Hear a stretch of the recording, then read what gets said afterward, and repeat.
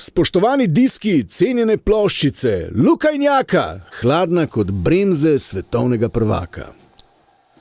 Ja, nič, ne. Lepo zdrav že iz četrte oddaje, ki bojo bova z Lukatom začela na mal drugačen način. Res je in sicer za zahvalo. Tako je. Mal smo v bistvu pogledali, usedali smo se, malo pogledali statistiko iz prvih 3 oddaj in niti v najboljšem scenariju si nismo mogli predstavljati, da bojo številke toliko visoke, tako da bi se na tej točki zahvalili vsem poslušalcem za toliko dober feedback, za toliko pozitivne komentarje. Zato bomo tudi v bistvu v naslednjih dneh na naša socialna omrežja naredili en post, kjer boste lahko spodaj v komentarjih napisali, v bistvu katera področja bi radi več poslušali, torej katere vsebine bi si več želeli, mogoče tekmovalce iz katere panoge bi se želeli v prihodnje. V glavnem, da jim damo možnost, da bojo kreirali skupaj z nami vsebino. Ne.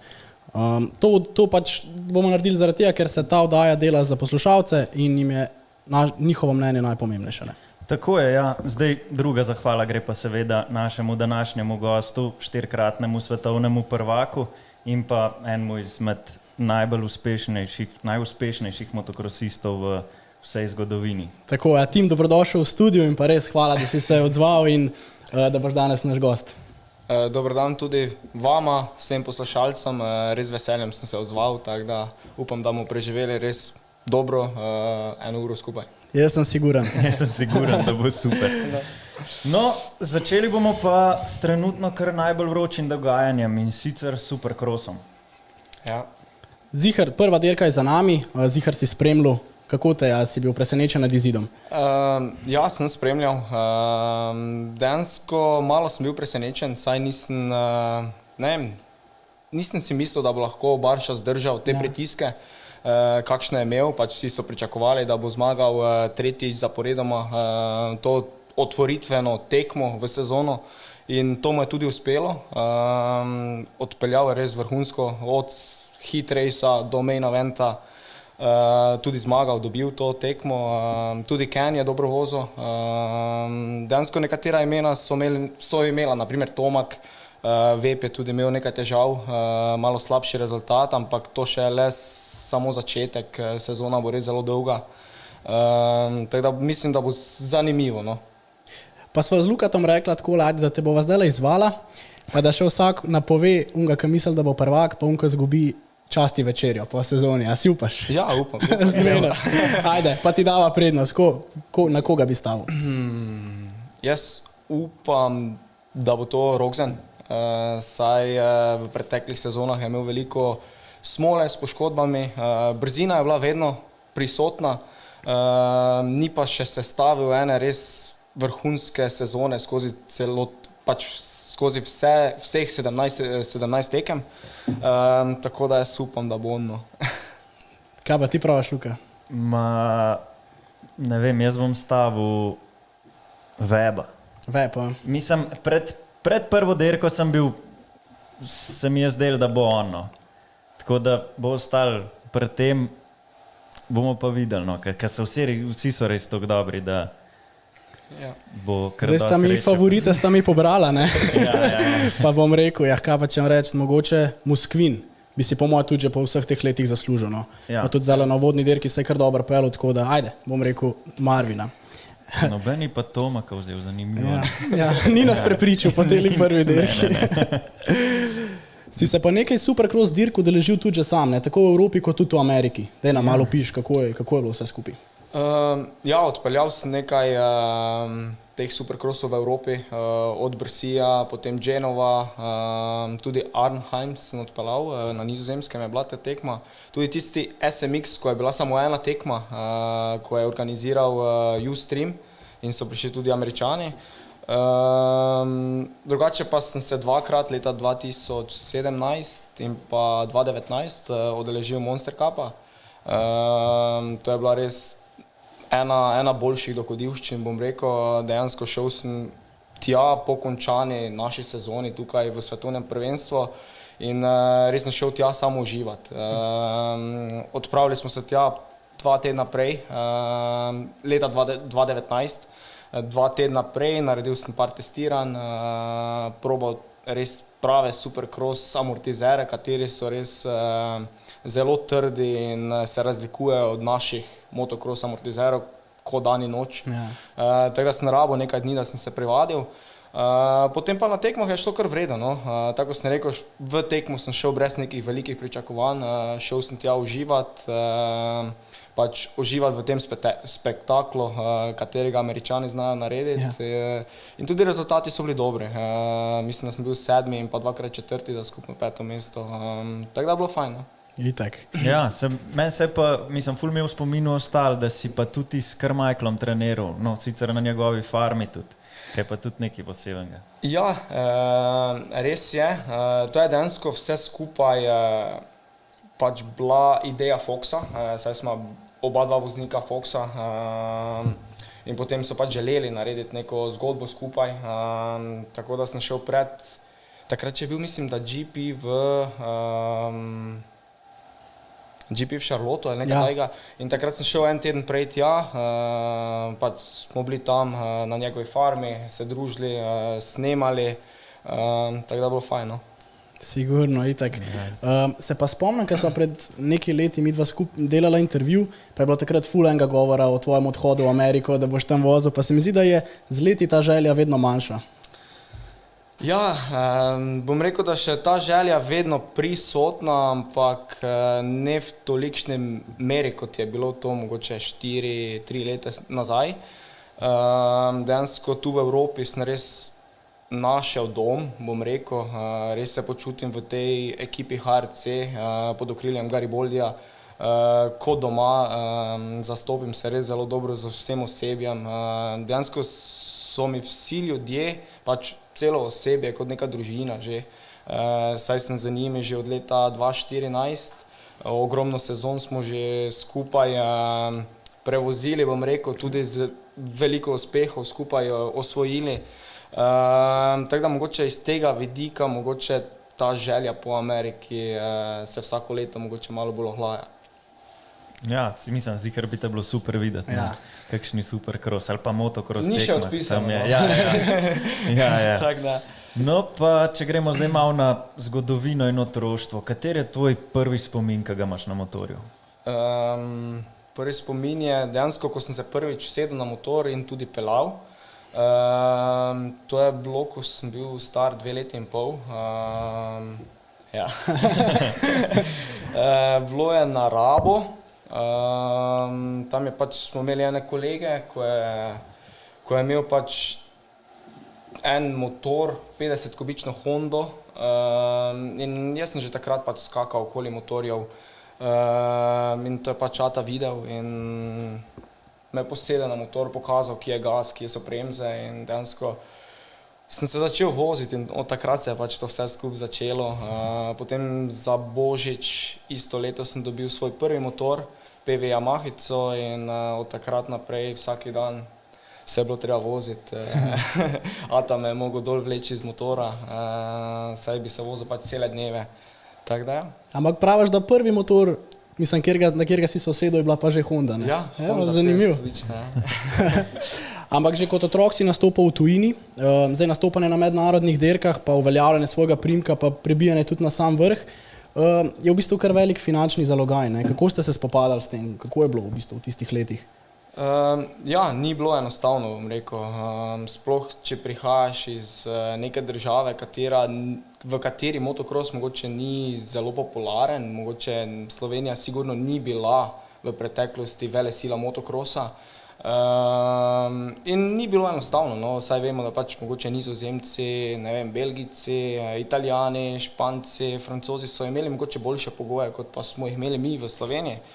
Ampak jaz sem pač bil, kako bi temu rekel, pač vedno sem imel nek cilj pred sabo, in to je bil pač, da je bil najboljši na svetu nekega dne, in res sem trdo delal za to, res predal celotno moje življenje motocrossu, športu, in če zdaj pogledam nazaj, mi dejansko res niti malo ni žal, res uživam, živim svoje sanje, in ja, ni bilo enostavno, no, bom rekel, sploh začetki niso bili enostavni, nismo imeli veliko, bom rekel, ne prihajam glih iz družine, da bi imeli ogromno denarja, sploh na začetku. Ata je dejansko je imel SP, delal z kopačami in dejansko kaj je zaslužil.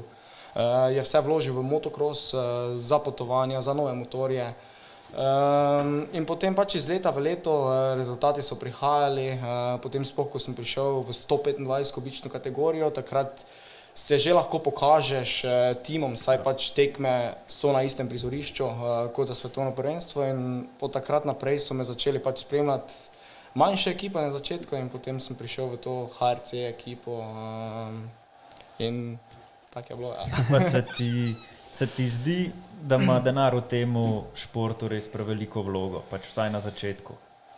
Ja, bom rekel, da veliko staršev mogoče svojih otrokov ne predstavi temu športu zaradi tega, ker so res vložki zelo veliki. Saj vemo, da motorji stanejo po nekaj tisoč evrov, potem tudi oprema je zelo pomembna, pač brez opreme ne sedeš na motor in dejansko vse to stane. Potem pa stroški, benzin, vsakeč, ko greš na trening, je treba najmanj 20 litrov benzina, potem potovanja, ta pot do treningov, do prog, tako da dejansko vse stane in bom rekel, da je zelo drag šport. No. Se je pa velikrat izkazalo, da tisti, ki so v bistvu živeli na veliki nogi, ki so bili finančno zelo podprti, pa nekako niso imeli tiste volje, ne, po treningu, po trdem delu, kar pa pri tebi nikoli ni bil problem, ne, tako, kot si rekel. Ja, tako bom rekel, da mogoče tistim otrokom, ko je pač vse dano, dejansko dobijo vse, najboljše motorje, mogoče tega ne cenijo toliko, mogoče tiste želje ni toliko po uspehu. Če pa prihajaš pač iz neke take države, ko si željčen pač uspeha, ko imaš jasen cilj pred sabo, vsaj pač to govorim iz svojih izkušenj, pač kak sem jaz gledal na to, jaz sem dejansko res dal vse za to, da bi osvojil, da bi pač prišel na sam vrh. Dejansko nikoli nisem pomislil, da bi bilo kdaj odnehal, vsaj vemo, pač v vsakem športu so vzponi, so padci. To pač se moraš zavedati kot športnik, kot profesionalni športnik, da nikoli ne bo samo gladko, nikoli ne bo šlo samo navzgor, tudi padci pridejo, dnevi, ko pač nisi najbolj motiviran, ko ti vse ne gre tako, kak si bi želel, ampak tisti dnevi so zelo pomembni, da pač vseeno greš na trening, najdeš neko motivacijo in greš naprej. Tako je. Ja, smo pa v bistvu lahko vidimo, da že prvi večji rezultati so prišli že v letu 2007, ko si postal pa že evropski prvak v razredu do 65 kubičnih centimetrov. A se še spomniš te dirke? Ja, se spomnim. Mislim, da je bila tekma v San Severinu. Tisto leto mislim, da vse tekme dobil, vse sem zmagal, mislim, da samo dve vožnje sem bil drugi. Tako da je bila skoraj perfektna sezona, ampak ja, kot da bi bilo včeraj, se še spomnim tistega dneva, ko smo bili San Severino, je tak na hribu, gor proga, trda, tako da ja, lepi spomini.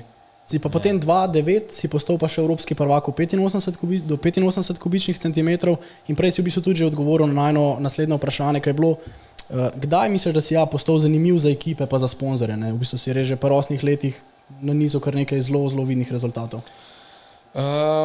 Kdaj, kaj pa vem. Po moje tisti prestop iz kategorije 85 v 125, tako sem omenil, takrat se lahko malo bolj pokažeš, saj so tekme na istem prizorišču, menedžeri, dejansko pač ekipe te lahko vidijo, lahko spremljajo tvojo vožnjo in mislim, da takrat prvič, ko sem se pojavil na tekmi svetovnega prvenstva, to je bilo leta 2010 v Fermu, ko je bilo že končano 85 kubična kategorija se je že končala, to pomeni zadnja tekma je bila, mislim, da konec avgusta nekaj tajega, potem je pa bila zadnja tekma svetovnega prvenstva v Fermu in takrat me je poklicala ekipa TGM-a in šli smo tja, probali motor in takrat sem odpeljal prvo tekmo v 125 kategoriji. Ja, si pa v letu 2012 pa že postal evropski in pa tudi svetovni prvak. Ta svetovni naslov velikrat kar zanemarjamo. Ja, tudi videla so te v bistvu napovedala kot 4-kratnega svetovnega prvaka, ampak si 5-kratni. Ja, tisto je mladinski svetovni prvak. Tako da ja, tista sezona je bila tudi nekaj posebnega. Bom rekel, dejansko sem osvojil Na 125 kubičnem motoru vse, kar se je dalo tisto leto. Bil sem pač italijanski prvak, potem evropski prvak, mladinski svetovni prvak. Tako da ja, je bila super sezona. No. To je bilo v bistvu tudi leto, ko si že začel nastopati v MX2 razredu. Ja. In ob koncu sezone 2013, torej leto kasneje, si pa že podpisal pogodbo s Hondo. A se motim? Ja, je res, ne? To je bila v bistvu kar velika prelomnica v tvoji karieri najbrž. Ja, je bila res. Tako si rekel, konec leta 2012, ko se je pač Evropsko prvenstvo končalo v 125, sem se potem na zadnji tekmi udeležil kot voznik MX2, da sem probal, ni šlo glih najboljše, ni šlo tako sem si želel. Potem pa ja, vozil 2013 nekaj tekem svetovnega prvenstva. Sezona tudi ni šla po mojih željah, veliko je bilo odstopov, veliko težav z motorjem, ampak na koncu so vseeno, bom rekel, Honda je opazila nekaj v meni in na koncu leta 2013 smo podpisali za Hondo pogodbo. Jaz mislim, da ni imela Honda sam nekaj za opaziti, ne je imela kar velike.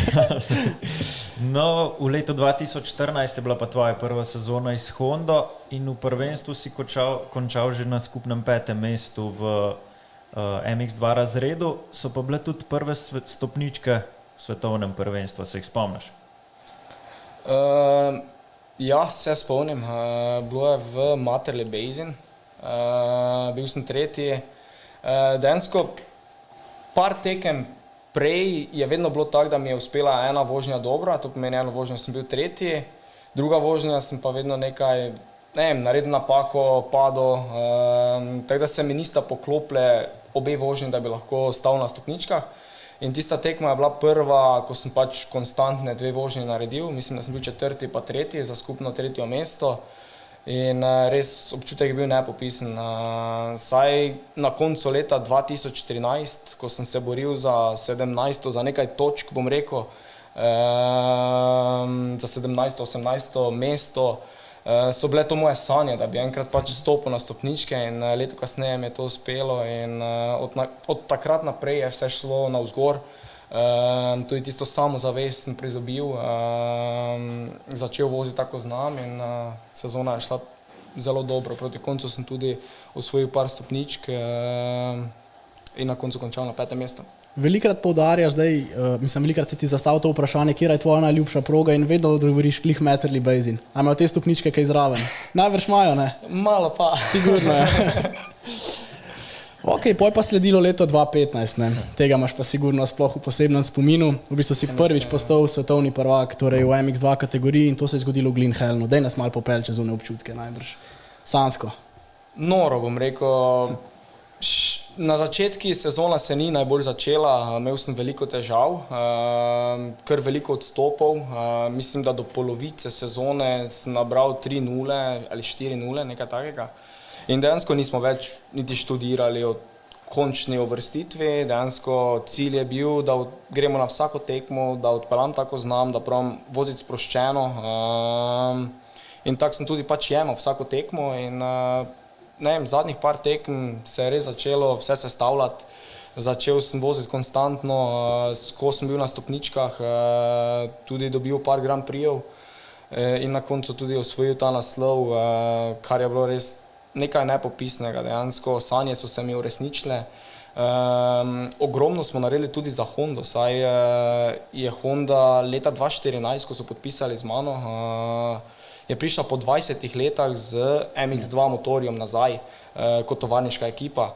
In dejansko, da smo osvojili naslov že v drugi sezoni je bilo zelo veliko, saj vemo, da pač motor, če smo čisto iskreni, motor takrat še ni bil na takem nivoju, kot je bil mogoče KTM ali pa druge fabrike motorjev.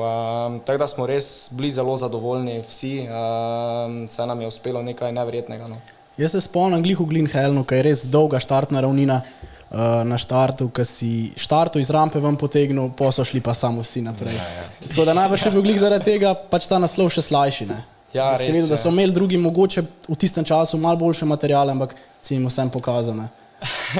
Ja, jaz sem vedno pač dal vse od sebe, dejansko veliko krat sem mogel iti tudi preko sebe, bom rekel, preko 100%, zato so tudi bili veliko padcev, bom rekel, saj sem mogel iztisniti iz motora res maksimalno in še več. Ampak ja, sigurno zaradi tega je tudi ta naslov dosti bolj slajši. Ja, to sezono si pa vknjižil tudi prvo skupno zmago v karieri in to v Trentinu. Ja, to je res poseben občutek. Ja, bilo je neverjetno. Saj sploh tisti drugi vožnji smo imeli z Jeffreyjem čez celotno tekmo borbo in kjer je pač bi zmagal tisto drugo vožnjo, bi zmagal pač Grand Prix in to mi je uspelo. Res je bilo neverjetno, ogromno je bilo tudi slovenskih navijačev, saj vsi vemo, da v Arkotu, v tistem ovinki se jih ogromno vsako leto zbere in res je bilo neverjetno proslavljati z njimi vsemi. No. Jaz lahko pa še povem, kako je bilo to z vidika navijačev, ker sem bil na uni derki, točno na unem ovinku in bilo je res noro. No, mislim, zato smo prišli in toliko smo bili veseli vsi zate, res da noro. Ja, no, kakšni pa so bili občutki na zadnjih par derkah, ko veš pač, da si toliko blizu osvojitve svojim sanjem? Ni bilo enostavno, saj smo bila z Jonasom zelo skupaj in se spomnim, da še pred zadnjo tekmo v Mehiki sem naredil v prvi vožnji veliko napako, padel in takrat se mi je Jonas, mislim, da približal na 4 točke in smo bila, 3 vožnje so še bile do konca, mi dva smo bila v 4 točkah, tako da res je bilo zelo napeto do konca, probal sem se maksimalno skoncentrirati, pač odmisliti vse tiste stvari, katere ne spadajo v glavo na tekmi, da to na stran in odpeljati tiste zadnje 3 vožnje, tako znam. To mi je tudi uspelo. Tako da ja, res občutki so bili fenomenalni, bom rekel. Je bilo prisotno veliko nervoze, kot iz moje strani, kot iz cele ekipe, saj je pač to tudi bil prvi naslov za celotno ekipo. Ampak nam je uspelo na koncu skupaj. Ja, pač mislim, da tudi kar cele Slovenije. No, Vse to je. Ja, v bistvu takrat je bila res nervoza. Ne? Z Jonasom sta se borila in živčnost je v bistvu tudi njega izdala. Ne? Mislim, da na drugi derki pol v Mehiki je imel ti spektakularen padec. Ne? Tako je. Ampak kako si se ti spomniš, kako si se v bistvu soočil z živčnostjo? Najbrž je to res, mislim, mi sploh ne znamo predstavljati, kaj gre takrat te po glavi. Tako bi rekel, da pač vsak voznik ima neke rituale, katere naredi pred tekmo, katere pač verjame, da mu pomagajo. Tako da jaz imam neke svoje, katere pač probam, da se umirim. Saj vsi vemo, da pač štart je zelo pomemben, moraš biti umirjen in štart je sigurno več kot polovica tekme. To pomeni, če gledamo v procentualno 60%, jaz pravim, da je štart. Če si na štartu od spredja, potem tudi tekma dosti bolj lažja, saj ne rabiš raskirati, ne rabiš prehitevati. Tako da ni bilo enostavno, no, ampak sem probal res maksimalno, 100% se skoncentrirati. Cilj je bil pred mano pač osvojiti naslov in to mi je uspelo, no. Tako da je bilo fajn. Ja, si pa pogodbo ob koncu leta podaljšal za 5 let. To je pa v tem športu izjemno dolgo časovno obdobje, če pogledamo. Ne? Ja, res je zelo, zelo dolgo redko se pač tekmovalci in pa tudi ekipe odločijo, da ponudijo tako dolgo pogodbo.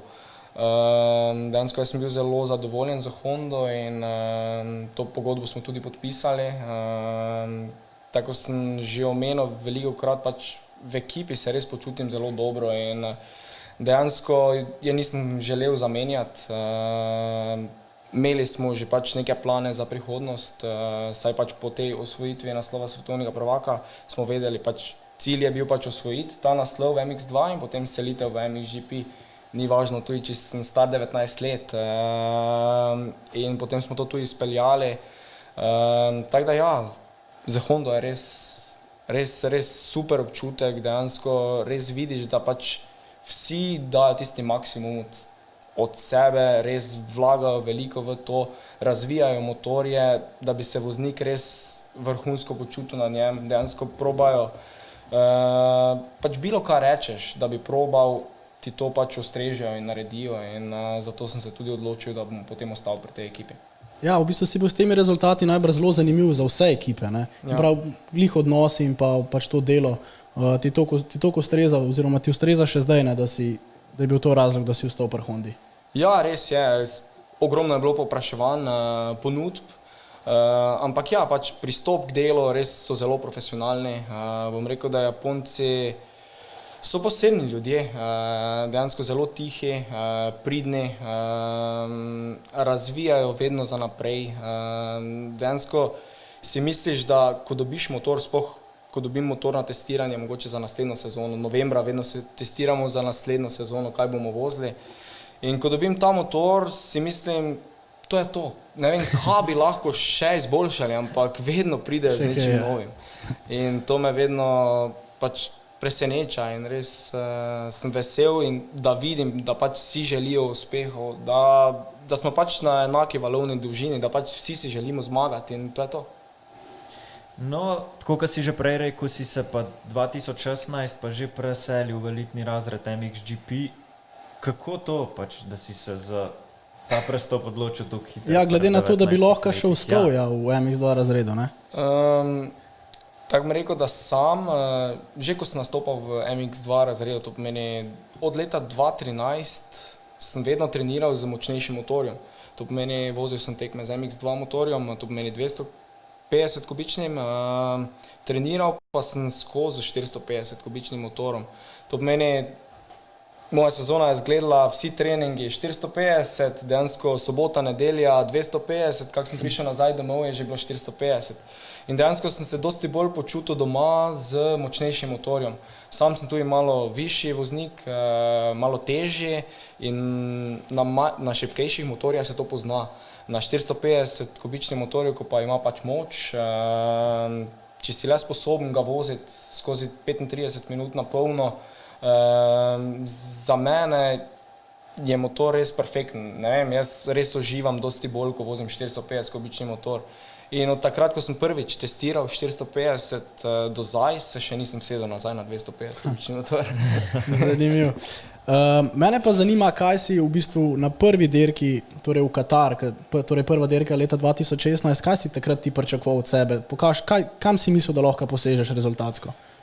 Čisto iskreno, smo šli tja brez nekih pričakovanj velikih. Bom rekel, vedel sem, da sem imel za sabo dobro zimo, dobro sem treniral, tudi ko smo imeli testiranja, takrat je bil tudi v ekipi še Bobrišov in pa Pavlin, to sta vrhunska voznika, ki se znata tudi zmagati tekme, biti na stopničkah skozi in čas je snizal iste ali pa hitrejše, tako da vedel sem, da brzina je prava, ampak sem se pa zavedal, da tekma ni enako kot trening, treba je to hitrost iz treninga prenesti na tekmo, tako da iz tega vidika sem šel na prvo tekmo v Katar brez nekih velikih pričakovanj in mislim, da zato je tudi tako dobro izpadlo in da sem odpeljal tako dobro, ker sem bil, bom rekel, da kar sproščen, ni bilo nekih pritiskov na meni, da pač moram zmagati ali pa ne vem, da bi si zadal ali pa da bi mi ekipa rekla, da moram biti v prvih 5 ali pa na stopničkah. Ni bilo nekih pritiskov iz ekipe, niti iz mene in res sem šel tja uživati, odpeljati tako znam in zmagal obe vožnji. Ja, se je to noro. Pa ne samo, da si zmagal vodno dirko, v bistvu si tudi osvojil naslov in postal v bistvu back-to-back prvak pri 19 letih. To je zelo redko. Ja. Zelo redko. Noro. Ja. Ja, leto 2017, to sezono so pa zaznamovale poškodbe. Ne? Na sredini sezone zaradi paca v Latviji izpustil 2 dirki in se s tem izločil za naslov prvaka. Sezono pa si končal kot 5. Kaj bi lahko povedal v tisti sezoni? Kaj je bilo? Ja, 2017, bom rekel, da sezona se je dobro začela. Prvih 6 tekem do tiste Latvije, mislim, da tu je imel red plate, mislim, da sem bil vodilni, 20 točk sem imel prednosti pred Karjoljem, tako da vse je šlo v tisto pravo smer. Potem pa tista Latvija, ne vem, mislim, če se prav spomnim, da sem teden pred tisto tekmo padel doma in sem si malo poškodoval zapestje, tako da nisem bil čisto 100%. Potem pa tudi na tekmah, tam v Latviji sem naredil veliko napak, imel tisti veliki padec na valovah. Ko sem pač v eni špuri, bil neki kiker in sem samo prek balance letal. Potem tudi odstopil tisto drugo vožnjo, to pomeni 0, izgubil rdečo številko in potem se nikak nisem sestavil nazaj, bom rekel. Vem, da smo imeli premora en teden od Latvije do naslednje tekme, mislim, da je bila Tušental v Nemčiji. Vem, da nisem treniral cela 2 tedna, šel sem na morje, da bi se pač pozdravil, da ne bi bilo več bolečin v telesu. Ampak ni bilo to. Vseeno, ko sem prišel v Tušental, glava ni bila na pravem mestu. Takoj v kvalifikacijah sem padel spet, si zlomil lopatico in potem sem mogel spustiti dve tekmi. In potem sem bil pač vzadi, ogromno sem izgubil, zavedali smo se, da pač naslov je izgubljen. Potem, ko sem prišel nazaj, sem se lovil, bom rekel, bilo je težko. Ampak pač tako je bilo, težka sezona, bom rekel. Se je pa to sezono zgodilo še nekaj, s čemer se bo po moje Luka lahko pohvalil do konca življenja. Po moje. Lahko dobimo sliko tole. Ja, se pravi... Ja, jaz sem postal državni prvak, ne? Kot lahko vidimo in tole je pa zgodba za vnuke. Ne? Ja, sigurno je. Pa še to na domači progi, ne? Ja, sej to, ja. Drugače, da ti povem, Luka ima na telefonu prav mapo narejeno med slikami, kjer ima sam to sliko noter, da jo takoj najde, ne? Takoj jo najdem. Tako da zvečer, ko gremo na fešto, on to pol pokaže, ker je takoj ta glavni. Ne, ampak da ne bo prišlo do kakšne pomote, ne? Ti si takrat spustil 2 dirke, na vseh, ki si nastopil, si pa v bistvu vse vožne dubo, ne? No ja, pač pustimo malenkost. V glavnem, jaz sem bil prvak. Ja, si, kaj ne rečem. Prvič in po moje zadnjič v življenju.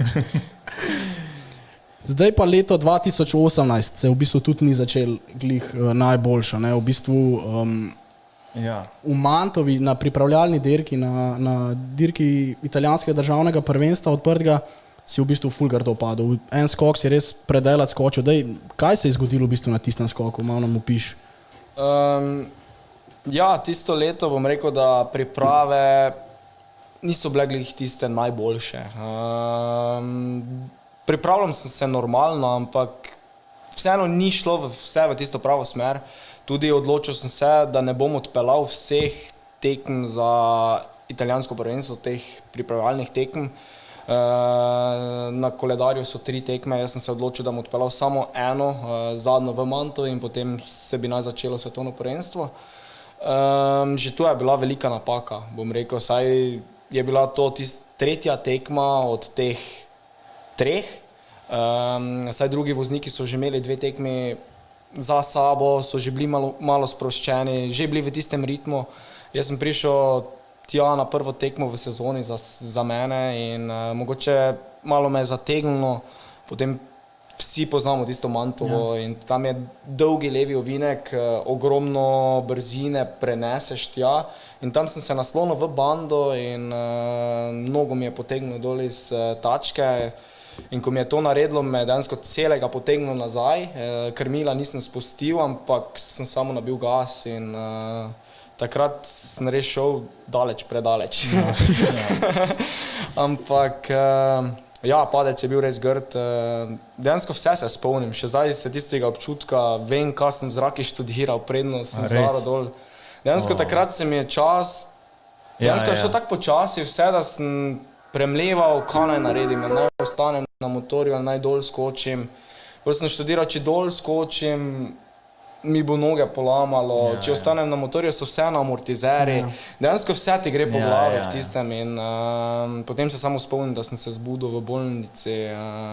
Bilo je kar hudo, 3-krat, 4-krat sem imel zlomano čeljust. Na hitro so me zašraufali, potem sem šel v Slovenijo, še eno operacijo so naredili v Mariboru, pojačali vse skup, še večje ploščice dali noter. Saj sem rekel, da si želim iti v Argentino na tekmo, katera je bila 2 tedna kasneje. In po 2 tednah sem bil tudi na motorju. Argentino smo mogli prestaviti, pač nisem se udeležil te tekme. Potem v Valkensvardu po 3 tednah, po tem padcu sem pa bil na rampi že. Pa si kdaj pomislil, da se boš težko sestavil pa prevladal spet, kot si v letu 2016? Ker jaz se spomnim, takrat je bilo kar nekaj pomislekov po celem svetu glede tega, a boš še kdaj se sestavil po taki sezoni v 2017, pa še začetek te 2018 sezone. Ja, bom rekel, da je bilo zelo težko obdobje. Druga polovica 2017 in pa celotna 2018. Potem pa so dejansko kar hitro sem prišel nazaj na tisti nivo, kondicijsko in pa fizično, ampak mentalno me je pa to spremljalo še kar nekaj, bom rekel, mesecev. Mogoče pol proti koncu sezone, zadnjih par tekm, sem začel spet voziti, tako znam. Nisem bil na tistem nivoju, pač, katerega bi si želel, ampak je začelo iti nazaj v tiste stare tire, bom rekel, ampak sem potreboval zelo veliko časa, da sem mentalno to premlel, da sem dejansko to dal na stran, saj te to, dejansko ti ne misliš na to, ampak te nekaj spremlja vzadi. V podzavesti. Ja, v podzavesti in to je pomembno, da daš na stran, da to pač pozabiš, ni enostavno. Ja, je bilo težko. Ja, v svoji karieri si imel že kar nekaj padcev, prej smo tudi lahko videli par slik, ampak v bistvu po večini leteh si se pobral, vstal, kada ni nič, obrisal malo zemljo, pa šel naprej. Mislim, najbrž tukaj kondicija veliko odigra, ne? Pa ja, bom rekel, da sigurno je pomembno, da si pač fizično zelo dobro pripravljen, kondicijsko, sigurno malo sreče tudi mora biti, kak padeš, tudi kako odreagiraš v tisti situaciji. Na veliko padcev je težko odreagirati, saj se zgodijo v parih desetinkah, ampak na tistih pač, katere pa lahko predvidevaš, kako boš pal, da mogoče roko postaviš tak, da ne padeš tak nerodno, bom rekel. Bilo jih je kar veliko, ja. Veliko krat, če gledam zdaj nazaj, sem šel, bom rekel, prek sebe. In dejansko pač probam se naučiti iz teh napak, katere sem pač naredil, in sedaj, ko sem pač starejši, ko imam več izkušenj, probam pač teh napak ne ponoviti. Tako da ja, probal sem se maksimalno naučiti iz vseh teh padcev, katerih ni bilo malo, no. Kako pa gledaš na letošnje poškodbe, ki jih je bilo kar nekaj, ne? V bistvu takih dosti hudih poškodb, ne? Govorimo o Herlingsu, Koldenhofu, Jasikonisu tudi. Zakaj misliš, da je teh poškodb hujših vedno več? Težko vprašanje. Ne vem. Večkrat tudi se nam postavljajo vprašanja, ne samo meni, ampak vsem motokrosistom, zakaj. Nekateri pravijo, da motorji postajajo prehitri, močni, dejansko tehnologija gre tako naprej, da motor vse manjša, je lažji, mašine, motorji na vori so pa vedno večji. Ampak mogoče sam nisem tega mnenja, pač motorji, jaz mislim, da niso tisti razlog, ampak mogoče letos je res bila posebna sezona, noben ni vedel, kaj pričakovati od nje. Tekme so si sledile res ne iz tedna v teden, ampak iz 3 dni v 3 dni. Res je bilo ogromno tekem. Mogoče, če tako gledam iz fizične strani, mogoče ni bilo tako naporno. Saj smo imeli samo enodnevni format, imeli smo 3 tekme na teden, to pomeni treningov ni bilo ogromno na motorju. Mogoče en vmes med sredo pa nedeljo. En trening na motorju, sam niti takrat nisem šel na motor, mogoče sem šel na kolo. Tako da dejansko fizično ni bilo tako naporno, kot pa je bilo v prejšnjih sezonah, ko je pač dejansko vsaki teden, sobota, nedelja, potovanja. Mentalno je bilo pa zelo. Saj vsi vemo, da pač treningi so nekaj drugega, tekme pa spet nekaj drugega. Dejansko glava mora biti prisotna. Ne vem, pritiski, vse to se mora sestaviti in dejansko res ni bilo enostavno se res fokusirati vsako tekmo. Sploh na konci, ko smo imeli 11 tekem zaporedoma, to pomeni nedelja, sreda, nedelja, sreda, nedelja, sreda, nedelja, sreda, nedelja, so se tekme sledile, res je bilo, tempo je bil nor. In bilo je zelo pomembno, da si bil pač v glavi zelo pripravljen in močen in da si bil pripravljen iti na tekmo vsake 3 dni. ne vsaki teden. Saj to, ja, verjetno je to kar napor za v glavi, Ja, itak. da se lahko Sploh pa, če se za skoncentriraš. naslov boriš, ne? Saj Je to, pa še ja. to hujš. Ja, je pa sigurno, no, se pozna tudi te motorje, pa to, da gre malo naprej. Jaz se spomnim padec tudi od Bobriševa letos v Mantovi. Podobno, ko je Ja. Podobno, Ja. mislim, imel srečo, da Veliko nisem še en skok naprej, ampak po moje mehna napaka pa gre, se je izstrelil. Sam se tu spomnim, ker sem bil takrat za Bobrišem. Jaz sem bil takrat čisto za njim in samo naenkrat je on dal gas in je šel se katapultiral. Ja, mi na televiziji je zginil. Ja. Ne 2 sekunde ni bilo, pa je pa prišel nazaj, res. Pol sem se pogovarjal, pol me je dejansko, to je padel on in potem zvečer je prišel do nas. Pa sem rekel, Bobi, kaj ti delaš tu, ne? Si vredi, ne? Je rekel, ja, vredi, tu je imel malo počohano, drugače pa bil Ja, normalen. to so Rusi, ne? To je Rusija. No, v letu 2019 je pa prvih 6 tekem se je zdel, kot da bo kaj roli tist, ki bo osvojil naslov.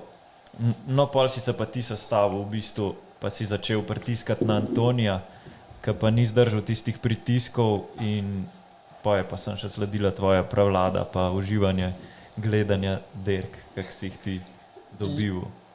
Ja, 2019 je res bila vrhunska sezona.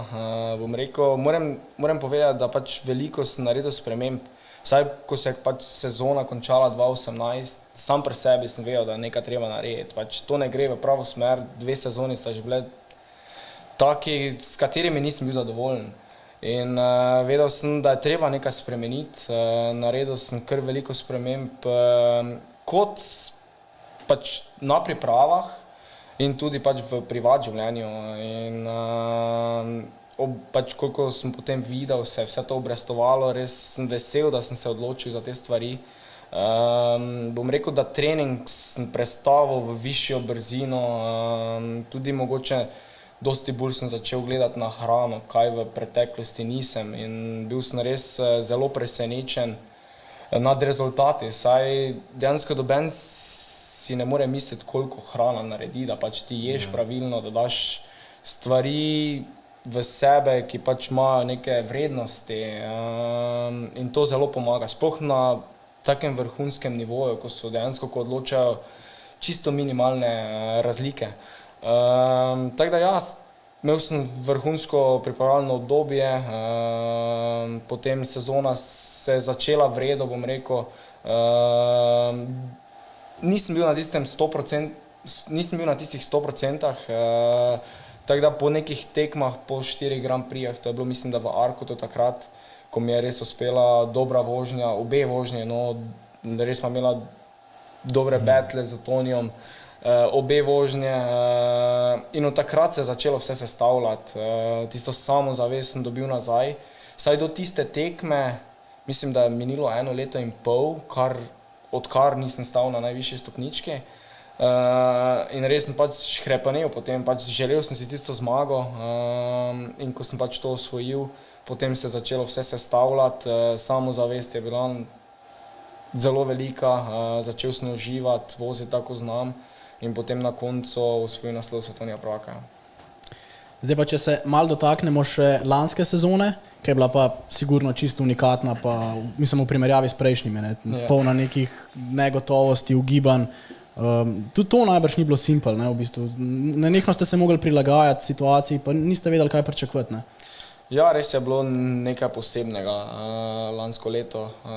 Začelo se je vse normalno, do tistega Grand Prixja v Valkensvartu. Že takrat se je pač čutilo, se je vedelo, da se bo nekaj zgodilo, saj vem, da je bilo naslednji dan, kaj smo prišli domov, se je država zaprla. Potem so se tekme prestavljale, da bo to čez 3 tedne, potem čez mesec, 2 meseca, potem dejansko nismo vedeli več, kdaj bo in če sploh bomo še vozili letos. Tako da je sledilo res zelo težko obdobje 5 mesecev. Dejansko mislim, da noben ni bil pripravljen na to, nikoli še nismo bili v taki situaciji in vsi smo bili na neki točki, ko je bilo čisto novo za vse in nisi vedel, koliko trenirati, da se ne boš prekuril. Res je bilo veliko vprašanj, bom rekel, samega sebe, pač kako to narediti, kako ono. Ampak pač jaz sem naprej treniral, nič nisem popuščal, nič se niti fraj nisem vzel, saj sem pač verjel, da se bo situacija izboljšala. In to se je tudi zgodilo, tako da smo šli nazaj tekmovati avgusta. Z novim koledarjem tekem, veliko je bilo novosti, da bomo 3 tekme vozili na enem prizorišču, potem da bojo tekme tudi med tednom v sredo. Tako da na začetku prvo, sploh ko sem to videl, je bilo tisto šok, ne vem, čisto novo, ne. Ampak potem, ko so se tekme začele odvijati, mislim, da je bila edina pravilna odločitev, saj je bila to edina možnost, da speljajo svetovno prvenstvo do konca. Tako da bilo pa je za vse enako. Vrnili ste se pa v Latvijo, ne, če se prav spomnim, kjer pa se ni blih išlo po tvojih željah, tam si 2-0 naredil. Ja, tako bom rekel, da občutek, ko smo šli v Latvijo, je bilo, kot da gremo na prvo tekmo. Kot da ni bilo tistih prvih 2 tekm v Matelju Bezinu in pa v Valkensvardu. Tako da občutek je bil, da je to 5-mesečno obdobje bilo pripojalno, kot da je bila pauza in potem, da spet začenjamo. Bilo se je treba prilagoditi zelo hitro, saj smo imeli samo en trening, mislim, da 20 minut in potem so samo zastavico zamahali in je bilo 25 minut kvalifikacij in potem takoj 2 vožnji. Ni bilo časa, da si pravilno nastavi motor, da si mogoče malo bolj pogruntal kakšne linije. Res so bili zelo hitri šprinti, bom rekel, in dejansko sem potreboval nekaj tekem, da sem prišel v tisti ritem nazaj in da sem se tudi privadil na taki način. Jaz sem vedno rekel državno prvenstvo, saj pač je isto bilo enodnevno. Tako da ja, ni bilo sigurno dobenemu, ni bilo enostavno, ampak smo se mogli prilagoditi. Ja, no, sej potlej v bistvu, ko se je tebi začelo vse skupaj sestavljati, je pa hitro postalo jasno, da boš ti v bistvu tisti, ki ima najboljše možnosti za naslov.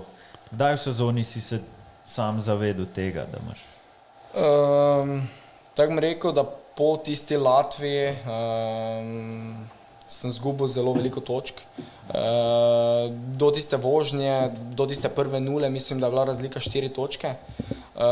Potem pa je, mislim, da narasla preko 40-50 točk in dejansko takrat sem si rekel, da pač to je to, pač ne študiraj več na prvenstvo, razlika je že velika, pač vsi vemo, da se lahko zgodi do konca, motocross je taki šport, da pač do zadnje zastavice, zadnje vožnje se ne ve.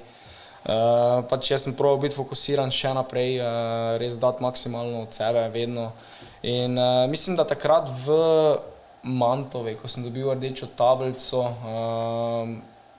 v Mantovi je rdeča tablica, potem pa tudi osvojil prvi Grand Prix v sezoni in od takrat naprej mislim, da sem spet dobil tisto samozavest nazaj, tisto potrdilo, da sem na pravi poti, da gre pač vse tako mora iti in od takrat naprej sem tudi začel voziti konstantno,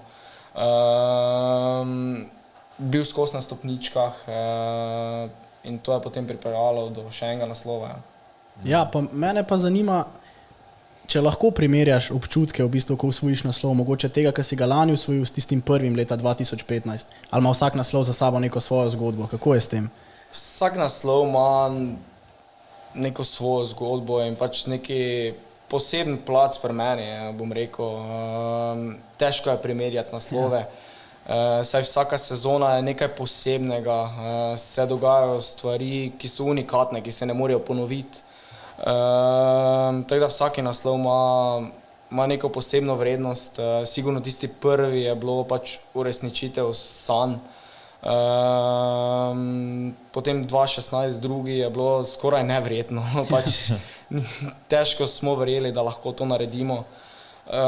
Potem pa tisti 2019 bom rekel, da je bil tisti, da mi zelo veliko pomeni, saj sem bil pač na vrhu 2016, potem pa so sledili tisti paci, ko sem jih omenjal, da pridejo v vsakem športu in sem bil dejansko čisto na tleh In težko se je pobrati, najti motivacijo spet, to mi je uspelo in da spet priješ nazaj na vrh. Ja. In to je nekaj zelo sladkega, bom rekel, dejansko ves ta trdi trud je poplačan. Ja, no, pa če se malo vrnemo še na sezono, kako si pa sprejel podatek, da boste imeli več dirk na istem prizorišču? Kako ti je bilo to? Tako bom rekel, da pač tako so se odločili. Bom rekel, nisem imel za nekih pomislekov, ampak prvo pa vem, da ko sem pogledal, je bilo pa ogromno mivke. Ja. Je bilo pa To si tudi izrazil. je bilo pa večinoma je bilo mivka in takrat, ko sem pač videl to, ker prej sem se pač pripravljal bolj kot ne doma na trdi progi, ko sem pa videl to, sem rekel, zdaj pa je treba iti na Hrvaško, na Peskaro in trenirati na mivki in dejansko res mesec in pol predno se je začela pač ponovno resetirala sezona. Sem res ogromno ur naredil na mivki, nastavili smo motor res vrhunsko, počutil sem se tako še nikoli na mivki. Saj sem pač vedel, da moram biti zelo pripravljen, ogromno je bilo napovedanih tekm v mivki in pač zato sem se tudi pripravljal na to. Saj na koncu je bila v bistvu mivka tvoja močna točka, Ja, ne, saj to, vse še ja. celo prednost. Kaj pa ja, prej si že omenil ta enodnevni format dirke, ne, in tam, ko si opisal, kako so izgledale kvalifikacije, smo feeling, da bi v njih prvih 20 minutah, kaj prosti trening najali orang zategnil, pa ko bi bilo treba cajt narediti, pa ne bi šlo. Ne, kako se ti je zdelo vse skupaj? V primerjavi pač z lansko oziroma s prejšnjimi sezonami, no? Tako bom rekel, da po eni strani je bilo vredno, po eni strani pa sem vseeno pogrešal tista 2 dni, tisto soboto še prej. Ja.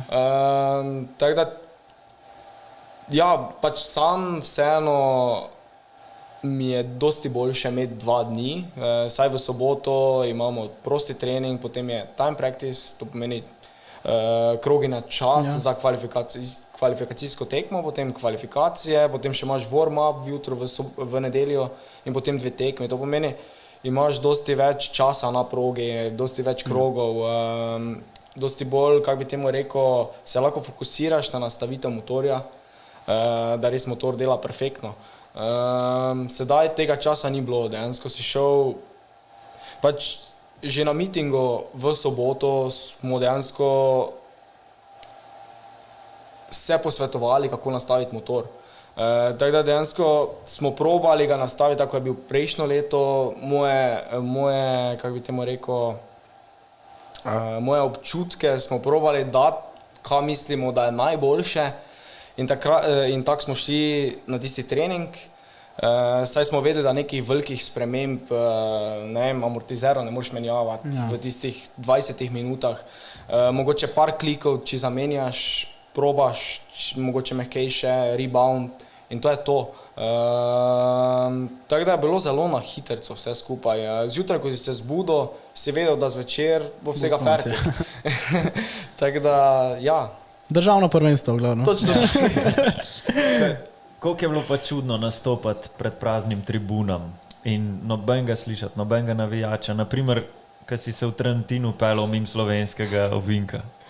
Zelo je bilo čudno. Sploh tisti Trentino, ja. Ja. Ker mislim, da letos, sploh ko sem tam osvojil naslov, Ja. če bi bili navijači, tam bi bilo res nekaj neverjetnega. Ampak pač taka je situacija. Edina možnost je bila, da gremo, da pač se tekme izpeljajo, če pač ne bo navijačev ob praznih tribunah. Ni bilo fajn, ampak pač tak je, v taki situaciji živimo in upamo, samo upamo lahko, da bo to sezono že boljše. Ja. Prej smo lahko tudi videli sliko, kako izgleda slovenski ovinek v normalnih okoliščinah. Je pa manjko navijačev, najbrž še toliko hujši, če imaš takšne navijače, kot jih imaš ti, ki te res spremljajo po vseh dirkah po celem svetu. To je siguran noro, ne? Ja, res je neverjetno. Dejansko v kako veliko številko se je pač to vse razvilo. Mislim, da začelo se vse takrat tistega 2015 leta v Arku, to takrat, ko sem osvojil prvi Grand Prix in od takrat naprej je samo raslo vsako leto in kot sami vidite po slikah, sploh lani v Imoli je bilo neverjetno. Tako da res, tudi videla sta vlada. Če smo rekli, še kakšno, ne gorno. Ja, tako da res neverjetno. No. Res sem vesel in vsakega posameznika spoštujem in sem hvaležen, da pride, da navija, ne samo za mene, ampak dejansko tudi za druge slovenske voznike. Saj vemo, da imamo v MX2 zelo perspektivnega Jana. Tudi letos mislim, da bo Jaka začel nastopati na svetovnem prvenstvu, tako da bo tudi na istih prizoriščah. In to je res kot šofer, kot voznik, ko čuješ navijače okoli proge, to ti da neko dodatno motivacijo in te še bolj dvigne. Ja, no, pač razlog, da navijačev ni bilo, je pa seveda ta koronavirus, ki je celo sezono obrnil na glavo. Pred njim pa niste bili varni niti tekmovalci. Kako si ti sprejel novico, da je Prado okužen? Bilo je to, mislim, da en dan pred tekmo, da so to tudi povedali. Spomnim se, da smo za Špelo že ležala, se pripravljala pač za naslednji dan, gledala film in takrat smo pač šla na Facebook in sem videl novico, da pač Prado ne bo nastopal zaradi pozitivnega testa in res me je šokiralo. No. Dejansko si niti nisem predstavljal, da dejansko se lahko to zgodi, ampak od takrat naprej smo se pač vsi začeli zavedati, da dejansko bo to tudi odigralo vlogo na koncu, ne. Tako da res se moraš paziti. In mislim, da bi bila prava nočna mora, da zgubiš naslov svetovnega prvaka zaradi tega, ker si pozitiven na COVID in ti ne dovolijo odpeljati tekme. Tako da res je bilo zelo čudno. Tako da ja, od takrat naprej sigurno smo se dosti bolj pazili. Tudi do takrat pač maske so bile obvezne po boksu, vse posod. Smo dejansko živeli kot nekem mehurčko, saj sem se testiral 3-krat na teden. Mislim, da smo upravila preko 20 testiranj, res ogromno. Tako da ja, bilo je. Ja. Sem si pa jaz od lanske sezone še eno stvar zapomnil, ki jo po mojem tudi ne bom nikoli pozabil, in to je bila ta vožnja, v kateri si postal svetovni prvak, ki si pa že zelo malo po začetku v bistvu vstal brez klopke. Ne? Ja. In meni je bilo to fascinantno, koliko hiter si v bistvu pač videl, kaj se dogaja, in si v bistvu spremenil tako vse linije in sklopke se pač nisi niti dotaknil več. Ne? Ja, kako si lahko smel, ne? Ja, nisi se smel. Ja. Kako si lahko tako hiter preklopil v glavi? No? Ja, probaš v tisti situaciji čim boljše odreagirati. Dejansko ni bilo niti druge možnosti, kot pač pustiti sklopko, jo porini čist do konca in to ne diraj do kraja. Tako da niti štart mi ni najboljše uspel. Bil sem tam okoli 12. mesta, hitro prve kroge sem uspel narediti par dobrih pasov, priti malo naprej in takoj mislim, da v drugem krogu sem opazil, da mi pač kuplonga ostaja not. Ja. In potem vseeno, kakšen krog, 2 kroga sem še probal jo uporabljati in potem, naprimer, jaz ponavadi samo z sredincom kuplam in tako sem za sredincom sem kupljal, za tem prstom pa nazaj porival.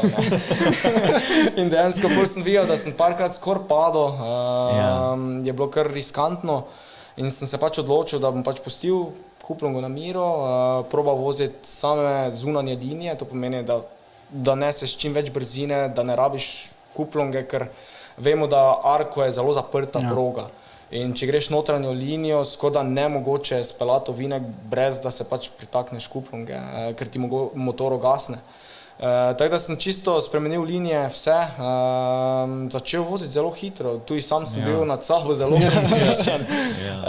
Saj sem pač znam potem, da dejansko uporabljam zelo, zelo veliko kuplonge. Tako da ja, prilagoditi sem se mogel, probal sem se maksimalno čim hitreje. To mi je tudi uspelo, na koncu sem tudi prišel že do severa, to pomeni, on je bil vodilni. Sem že njega napadal, ampak potem je začel uporabljati eno linijo, katero sem jaz uporabljal in začel je hoditi na zunanjo linijo in takrat sem vedel pač, da ga ne bom mogel prehiteti in takrat sem se pač rekel, drugo mesto je dovolj, da osvojim naslov in sem se pač sprijaznil s tem.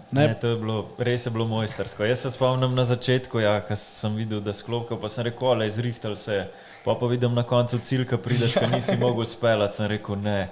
Tuk se je hiter navadil. Ampak meni bo tudi ful všeč, ka nisi pol v intervjuju tudi nič pogreval tega, nič pač Pa se zgodi, ti si odpeljal Ja. in Pride, to tudi Ja. se zgodi. Ne. ne, res vsaka čast. Si pa v bistvu z vsemi temi omenjenimi rezultati postal tudi eden izmed, po mojem, kar najbolj slavnih voznikov v karavani. Kako danes gledaš na to slavo? Ti je mogoče že malo breme? Bom rekel, da ja, sigurno je dosti več tega, kot je bilo na začetki. Iz leta v leto se pač intervjuji, zahteve povečujejo in bom rekel, da mogoče včasih ti je tudi v breme, ampak pač veš, da to spada poleg tega. Dejansko, če si uspešen v nekem športu, ne samo v motokrosu, pač pride ta medijska pozornost zraven, dejansko moraš biti na intervjujih tu, tam, tako da moraš to vzeti za kup. Ja. Ja, moraš biti tudi malo človek, zato ker jaz se spomnim recimo Casey Stoner, on je ful rad dirkal, ful je dober dirkal, tako vsi vemo, ampak je svojo profesionalno pot zaključil glih zaradi tega, ker ni zdržal več, ker je rekel, jaz hočem samo dirkati, oziroma pač jaz nočem zdaj tja hoditi na un intervju, tja. Je rekel, jaz hočem priti tja pa dirkati, dajte mi motor, jaz dirkam, ne pa da se... Ja, se strinjam, ni enostavno, tako da mogoče to leto, ko je bil COVID, bom rekel, da je bilo kar fajn. Ja, verjamem. Ja. Dejansko po osvojitvi naslova, dobro, vse so bili intervjuji, ampak je to bilo vse preko računalnika, preko Skypeov, preko Zoomov, nisi rabo hoditi sem, tja, tako da je bilo dosti bolj enostavno in mi je bilo kar všeč.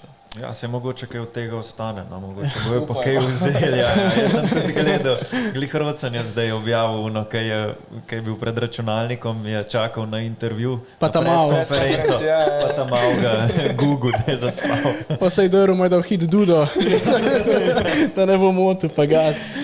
Je pa v bistvu ob vseh pozitivnih stvarih, ki so se zgodile v letu 2020, je pa na koncu sezona pustila tudi malo grenkega preokusa, ne? Ker je v bistvu se je končala ta vajna skupna pot s tvojim mehanikom Nikolasom Nožejem, ki sta imela res en tak pristen, unikaten odnos. Ja, res z Nikotom smo bila skup, pač moj mehanik, res mehanik je bil od takrat, od tistega leta, ko sem prišel v to ekipo, od meni 2014, skupaj smo bila 7 sezon, res smo se navezala, dejansko povezava je že bila taka, da sem jaz samo Nikota pogledal in že točno vedel, kaj mora narediti. Dejansko res ni mi bil samo mehanik, ampak sem ga že imel kot nekega družinskega člana, dejansko. Tako da mi je bilo zelo hudo, ko mi je to povedal. To je bilo po zadnji. Ne, takrat, ko smo osvojili naslov svetovnega prvaka, to pomeni, to je bilo v sredo, potem smo še pa imeli eno tekmo v nedeljo. Rekel je, da mi ni hotel prej povedati, da ne bi pač to vplivalo na mene. Tako da ja, je bilo težko, ampak po eni strani sem ga pa tudi razumel, saj je dejansko živel v Italiji, tam, kjer ima ekipa sedež, družino pa je imel v Franciji, to pomeni punca in tudi dobil je hčerko 1 leto nazaj. Pač skozi celo leto sem ga videl, da si želi to prisotnost, to pomeni, da si želi biti z družino. Dejansko videl jih je par dni na leto in po eni strani sem ga razumel, da si to želi, da želi iti v Francijo, da želi živeti z njimi. Tako da sem to sprejel.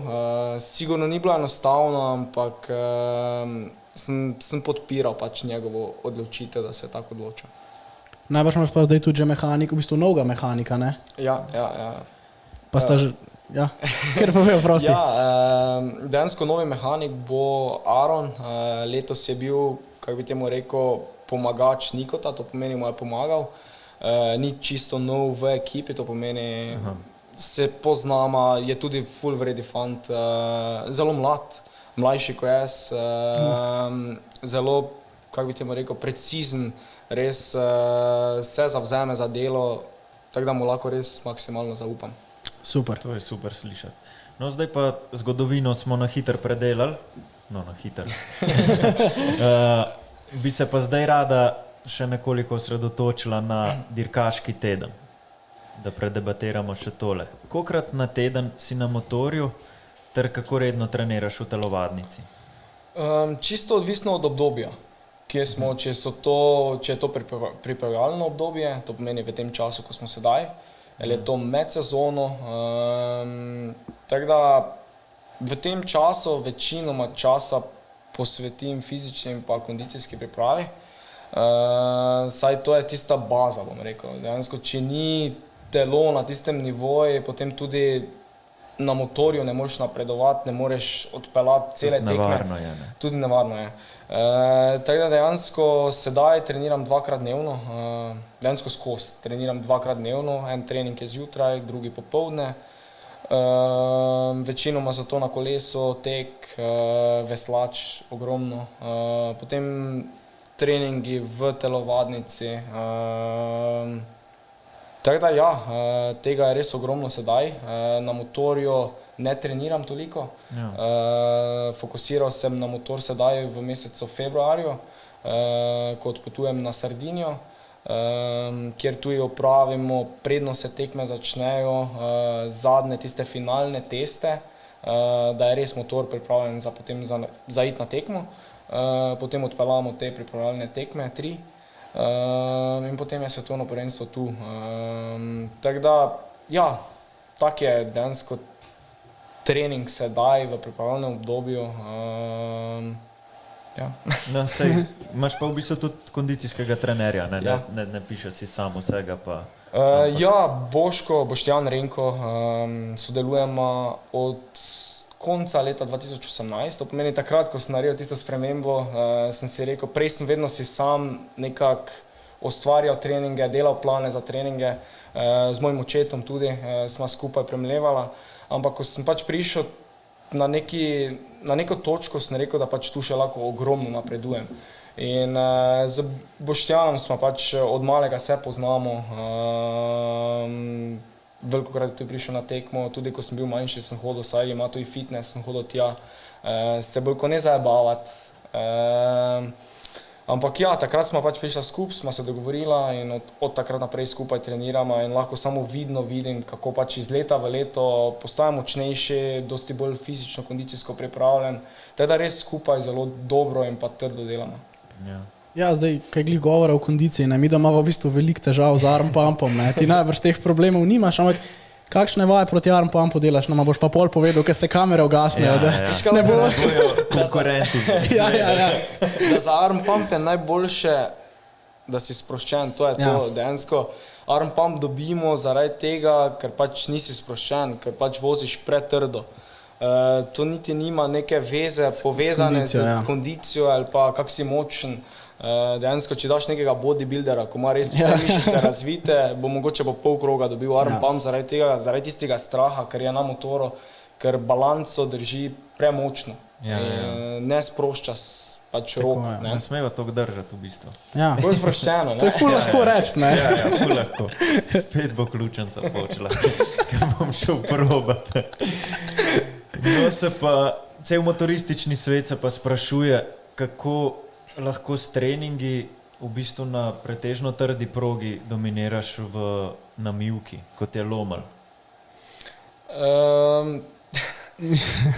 Tako bom rekel, da pač treningi, samo treningi, mivka, da si pač dober voznik na mivki, je res samo da delaš ure, samo da se voziš. Tudi nastavitve motorja so zelo pomembne. Tehnika na motorju je popolnoma drugačna. Teda pač vse to se mora poklopiti, da potem dobro pelaš na mivki. To je bila tudi ena pač moja, kako bi temu rekel, cilj, ki sem si ga zadal leta 2018, na koncu leta, ko sem rekel, da sem naredil neke spremembe.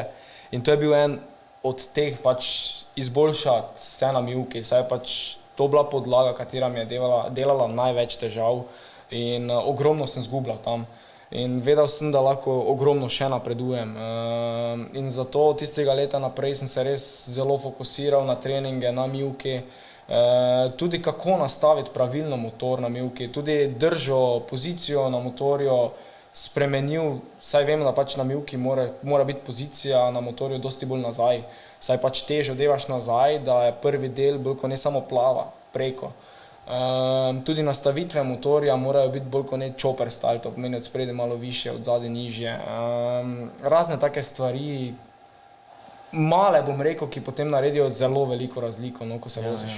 Moraš pa itak imeti ure, ne, da lahko sploh to Ja, pogledaš. ja, Mi je bilo pa, mislim, kar si letos pokazal v logu, Ja. to pa škoda besed. Ja, sej to, ja, sej to. Drugače, večina profesionalnih dirkačev živi gor, ne, v Belgiji, Ja. pa me zanima, si ti tudi kdaj že razmišljal o selitvi? Ne, dejansko ne znam si predstavljati, da bi živel tam. Ja. Ne vem, že sama država, ko pridemo tja na tekmo, tudi pač Nizozemska, Belgija, to sta podobne države. Ja. Tudi stil hiš, stil življenja je podoben. In dejansko ne znam si predstavljati, da bi jaz bil tam. Tako da nikoli nisem niti študiral, da bi se preselil tja in pač treniral v Lomelo, saj večinoma voznikov živi tam okoli in večinoma treningov pravi na tisti progi. V bistvu imaš tistih 14 dni na let za dost gor. Kaj moraš narediti? Tekme odpelaš in to je to. Ja. Prej smo nekaj že govorili o prehrani, ja, si tudi povedal, koliko je v bistvu pomembna, da si sam to videl. Kdo pa skrbi za tvojo prehrano? Najbrž punca, Špela? Ja, Špela, kuha. Dejansko Boštjan pripravi pač neke plane, kako, kaj je treba jesti. To pomeni moj trener in potem Špela kuha. Tako da jem dobro. No. Kaj ti je pa Špela skuhala naslednji dan po koncu sezone? Zihar je bil čidej. Čidej 100%. Pa veš, da se ne spomnim. Vem, da smo šli potem v McDonald'sa. To. To vem, da smo šli zaradi tega, ker dejansko ne jem McDonald'sa skozi, pač celo leto ne.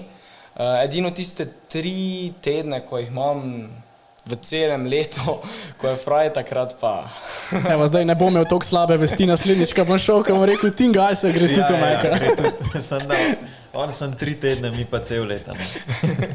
Ja. No, kaj pa počneš v prostem času? Mislim, se najbrž tega ne ostane prav veliko, zdaj ob koncu sezone v bistvu. Prostega časa ni veliko, pa tudi pač glede na vso situacijo sedaj ni veliko za delati, bom rekel, večinoma časa moraš preživeti doma, vse zaprto, dejansko tudi druženja so nekako omejena, tako da je letos bilo res nekaj posebnega, sploh tudi v tem času, ko sem imel res čisto fraj, ko ponavadi v prejšnjih letah, ne vem, zelo rad igram nogomet in gremo z kolegami v telovadnico, špilamo ob petkah, potem tudi veliko se rad vozim z biciklom, z kolesom, mountainbikom, kak je Xbox, naprimer, kaka kina s kolegami, bowling tudi rad špilam, pač take stvari, ampak letos ni bilo možno tega vsega, bolj ko ne smo bili doma, mogoče kakve igrice, Xbox, FIFA, turnir, kakve. Na skrivaj, ne? Zdaj pa, če se malo pomaknemo še v bistvu na sam dan na dirki. Kdaj ti prideš na samo dirko? Koliko dni prej? Na tekmo probam priti čim kasneje in pa čim prej. Ja.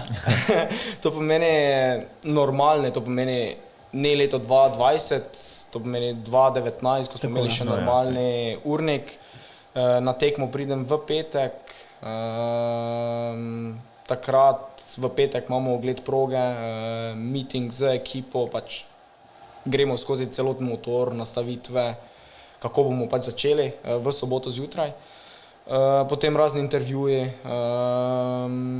potem sobota sledijo treningi, kvalifikacije, nedelja, zjutraj trening, potem 2 tekmi. Če si na stopničkah, še potem novinarska konferenca, intervjuji na koncu in potem pač spakiramo vse.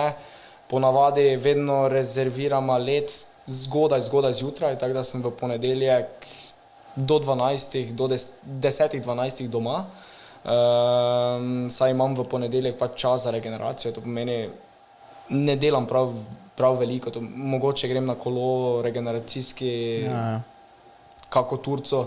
Tako da ja, v petek prijem na progo, prijem na prizorišče in potem v ponedeljek zgodaj, kar se le da grem. Hodiš pa najbrž z avionom na dirke? Na večinoma tekem gremo z avionom, te bliže v Italiji gremo z osebnim avtomobilom, tudi na Češko gremo z osebnim avtomobilom. Tako da ja. Se zdaj, ko imaš tak avto, boš skoraj hitrejši kot z avionom. Ja, Ja, saj to, ja. Kje pa spiš na derki? Je to avtodom, hotel? Od leta 2019 spim v avtodomu, prej smo večinoma v hotelah, ampak od predlani imam svoj avtodom na vsakem prizorišču, kjer pač to si bolj enostavno, bom rekel, saj ne rabiš po vsakem, v soboto, sploh po kvalifikacijah, se ne rabiš pelati v hotel, zjutraj, v nedeljo se ne rabiš vstati hitro, ampak lahko dejansko spiš. Jaz spim mogoče pol ure do treninga in potem se hitro oblečem, pojem nekaj in grem na progo, na motor. Dejansko dosti bolj sproščeno je. Če imaš neki avtodom na prizorišču, po vsakem treningu, po vsaki tekmi, lahko greš tja, se odmakneš. Če nimaš tega, je težko tam okoli, tudi vsem ljudem si na razpolago, nimaš nekega svojega kotička, bom rekel. Tako da ja, v avtodomu že zadnje 3 leta. Ok, se pravi, tako kot si prej rekel, v petek greš pa peš pogledat progo, ali kako? Ja. Vedno? Vedno gremo, jaz, oba mehanika moja, na kakšno tekmo, če prije Nejc, še Nejc gre zraven in to je to, pač taka grupa. Kaj pa med, prosti. Nič. Kaj pa med vožnjama pol najbrž v avtodomu preživiš čas? Ja, med vožnjama ni veliko časa. Dejansko, če zmagaš prvo vožnjo, so potem še intervjuji in dejansko ti preostane mogoče 1 ura med prvo in pa drugo vožnjo. Tako da ko pridem dol, vedno si sam spucam škorne, vedno to naredim. Potem pa grem, imamo meeting, to pomeni po vsakem treningu, vsaki tekmi, vsaki vožnji, se vsedemo dol, podebatiramo, če kaj treba spremeniti za naslednjo vožnjo, če sem zadovoljen z motorjem, kaj bi spremenil. Potem grem v kamper, se stuširam, pojem in mogoče malo zadremam za 20 minut, potem pa že čas, da se oblečeš in je druga vožnja tu. Ja, v Ameriki lahko pa vidimo, da dajo ekipe velik poudarek tudi na videoanalizo. A vi tudi to kaj uporabljate? Ali? Ja, sploh v tistem meetingu. Tam so v ekipi pri nas sta dejansko 2 zaposlena samo za to, da pač snemata. To pomeni, hodite okoli kot treninge, kot tekme. In potem takrat dejansko dobiš iPad in ta iPad si jaz odnesem zraven v avtodom in ko se pač stuširam, ko pojem, ko se vležem, pogledam tudi linije, ker večinoma snemajo druge, da pač vidim, ker sam tak vem, kjere linije sem uporabljal, da pač probam, če je mogoče kakšna druga linija še boljša. Ja, a je to kdaj vplival na tvoj stil? Pač zato, ker jaz, ko pogledam sebe, vedno rečem, fuck, vsem sem mislil, da zgleda malo boljš pa hitrejš, ker tole ni pa nič. Pri tebi je to največ malo drugače. Pa je, bom rekel, sploh ko sem bil mlajši, se spomnim, da z Nejcem smo ful gledala to Stewarda takrat, ko je skrabal. In dejansko takrat se je ta skrab začel. In pol greš na motor in ti to probavaš, ne. Potem ga malo vržeš poprek, wow. Daj me sliki. In potem vedno več in potem pride do tega, da ga vržeš čist do konca in greš po tleh z balanco, z nogami. To lahko ti rečeš, ja. Ne, včasih je mislim, si ti gledal Stewarda, zdaj pa jaz mislim, da Steward gleda tebe, veš. Ker 100%. Ker ja, v vseh teh letih si v bistvu tudi prislužil naziv, v bistvu kar kralja skraba, ne. Zdaj na slikah lahko tudi vidimo, zakaj je temu tako. Si pa še nekaj treba omeniti na tej točki in to je Teutschenthal iz leta 2016. Ja, tole je, jaz mislim, 3 dni potem socialna omrežja so bila sam tega polna, sam to je bilo, res, samo o tem se je govorili, res noro. Ja, dejansko se spomnim tega, v živo ni izgledalo tako. To pomeni, ko sem jaz preletel, to se res zgodi tako hitro, da niti se ne zavedaš, kako nizko si. Ampak potem, ko sem prišel dol, mi je pač pokazal ta posnetek in je bilo, wow, res sem bil tako nizko. Dejansko sploh ne veš, kako nizko si in kako izgledaš. Tako je Luka rekel, dejansko, ko ti voziš, ko si na motorju, sam sebe ne vidiš. Potem, ko vidiš neki posnetek samega sebe, potem se nekako lahko presodiš, če si zadovoljen s tem ali nisi, ali hočeš kaj spremeniti. Tako da ja, sigurno veliko pripomore k temu, ne? Ko pač sam sebe vidiš, kje bi lahko še se izboljšal, mogoče sploh pozicija rok, pozicija na motorju, te stvari lahko vidiš, katere ti sam ne moreš videti. No? Ja. Mislim, jaz, ko sebe gledam, je res žalostno. No. Večino časa. Zdaj pa, no pa pojmo malo na motor. Kaj se med vožnjam dogaja s tvojim motorjem? Kaj vse se zamenja? Ali se sploh kaj?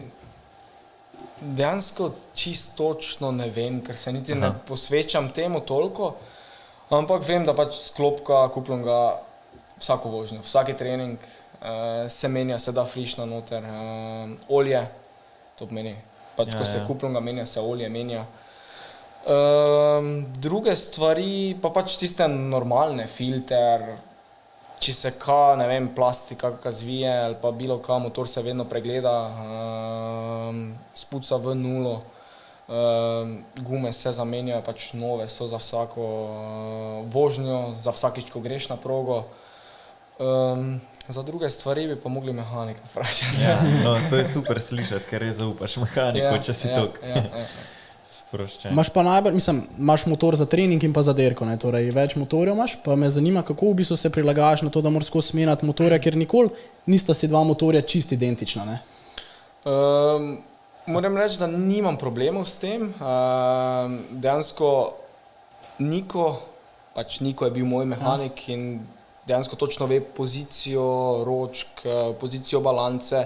Isto Nejc, ko je moj trening mehanik, točno ve, kako imam rad nastavljeno balanco, tako da si vse označijo točno do pike.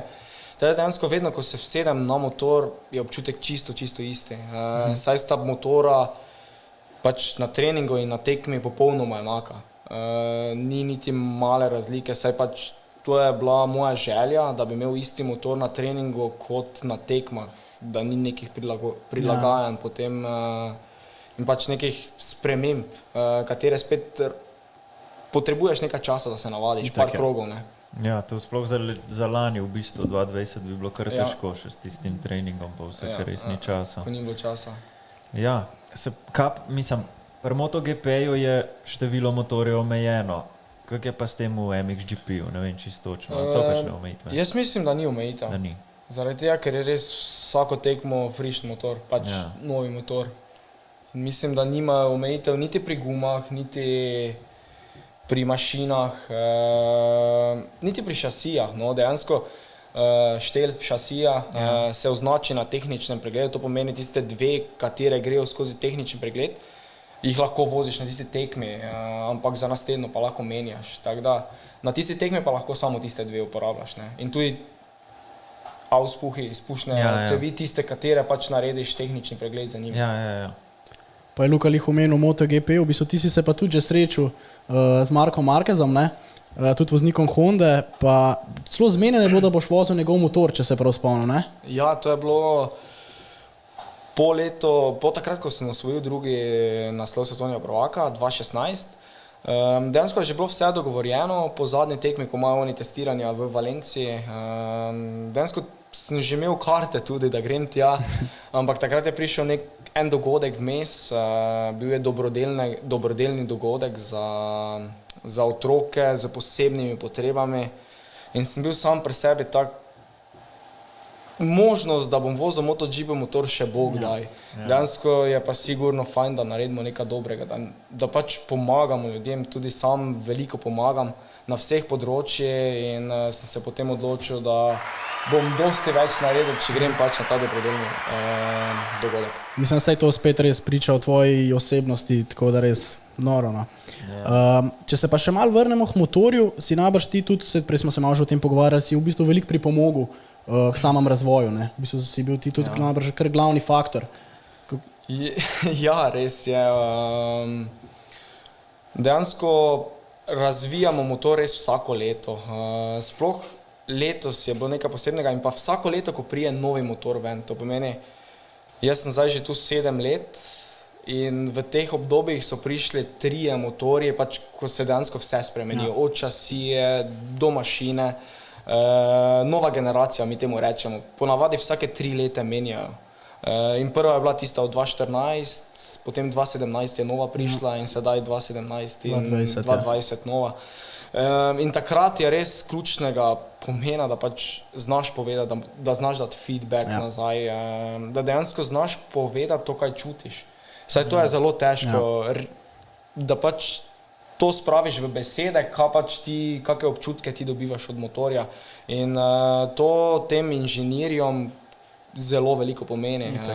Dejansko na Japonskem, samo za moj motor, ki se razvija, dela 25 inženirjev. In ko sem bil pač tam na Japonskem vsako leto, letos nisem šel zaradi tega, ker je pač situacija takšna, ampak vsako leto grem vsaj 2-krat na Japonsko, kjer imamo mitinge, tako se vsedemo okoli, vseh totih 25 inženirjev pride in začnejo spraševati, kaj bi razvili, če bi kaj izboljšal, ono, tretjo.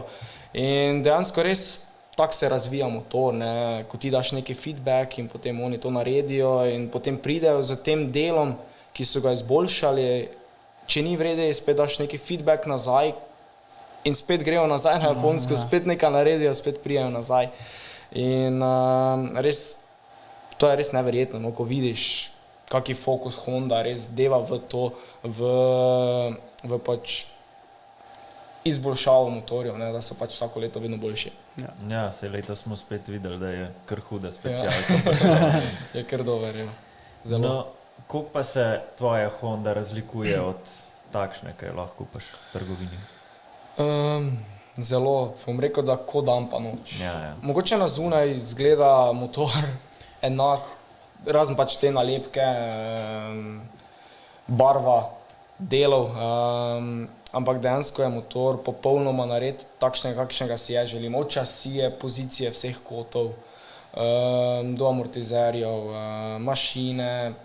Jaz sam sem pač voznik, kateri ne rad veliko šaltam. To pomeni, jaz uporabljam na tekmi samo 3., 4. brzino, 450 kubični motor.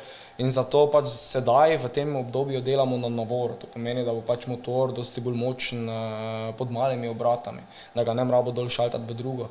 In take stvari, no. Zanimivo, ja, ful. No, pa če bi imel serijski motor in lahko spremeni samo eno stvar, katero bi spremenil?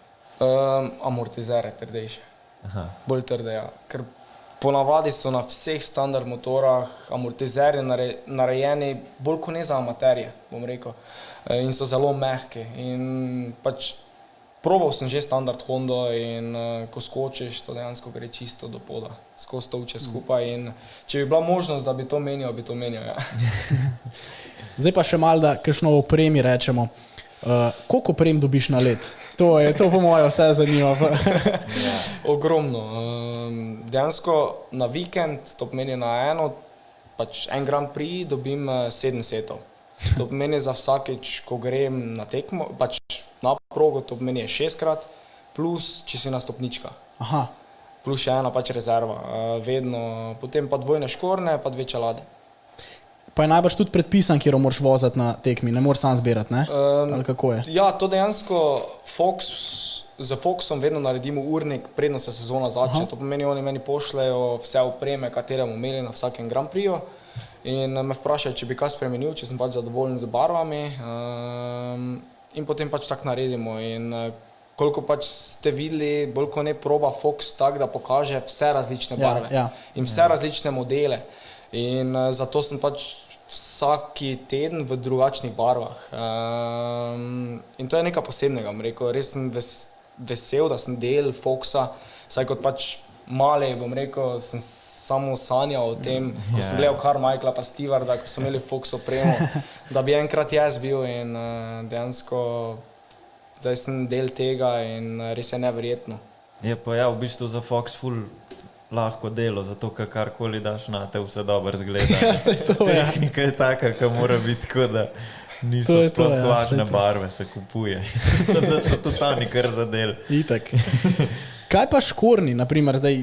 Ja, to je... Ja, mi dam malo, en par za 2 sezoni, pa vsakič, ko dam nove škorne, gor se sploh ne znam pelati, ta prvi So trening. trdi, ne? Ja, Pri tebi pa vidimo, da imaš velikrat kar nove na dirki, ne? Ja, dejansko so škornji naredi po moji nogi, tako da jih ne rabim, kako bi temu rekel, znositi malo, da se potem dobro počutim v njih. Tako da jih dejansko, ko jih dam gor, pašejo v nulo na mojo nogo in zato si lahko tudi privoščim, da si dam nove gor za tekmo, da je pač občutek tisti pravi tudi takrat. Ne. Kako je pa z očali? A dobiš že pripravljena očala ali si jih sam zrihtaš? Očale si vedno sam rihtam. Bom rekel, da mi Špela tudi veliko pomaga pri tem. Zdaj sem jo že tako naučil, da dejansko pa ji že zaupam, tako da mi vse ona zrihta. Tako da je eno breme manj za mene, saj vemo, pač sam sem v preteklosti res ogromno posvečal pripravi očal, tudi do 2 uri na dan. Pač da je res perfektno vse, da pač vse vredi zalepljeno, da vse vredi gor. Tako da ja. Koliko pa si daš ponavadi? Najbrž laminate uporabljaš, ne? Koliko si jih daš gor? Čisto odvisno od samozavesti. na koncu sezone se jih bolj malo ponuca, ne? Ne, tako bom rekel, ponavadi za kvalifikacijsko tekmo, če je vse normalno, pa da smo na trdi podlagi, pa da je tisti idealni material 14, to pomeni 2 po 7. Ja, 2 po 7. Drugače pa na tekmo vedno 3, to pomeni 21. Na mivki pa sem od letos naprej začel uporabljati roll-off. Zaradi tega, ker sem velikokrat, sploh v mivki, prišel do tega, da mi je zmanjkalo zadnjih par krogov tirofov. Se pač mivka je vse posod leti. Tako da ja, roll-off. Recimo, ko imaš tirov, a ga šparaš, da se čisto umaže, ali ga predvsem trgaš? Čisto odvisno. Sploh če vem, naprimer na začetki pač probaš, trgaš dol, če ne vidiš, takoj vtrgaš, ampak potem, ko pa mogoče si samo 2 kroga v tekmi, pa si že vtrgal vsednih dol, se pa malo zamisliš, ne?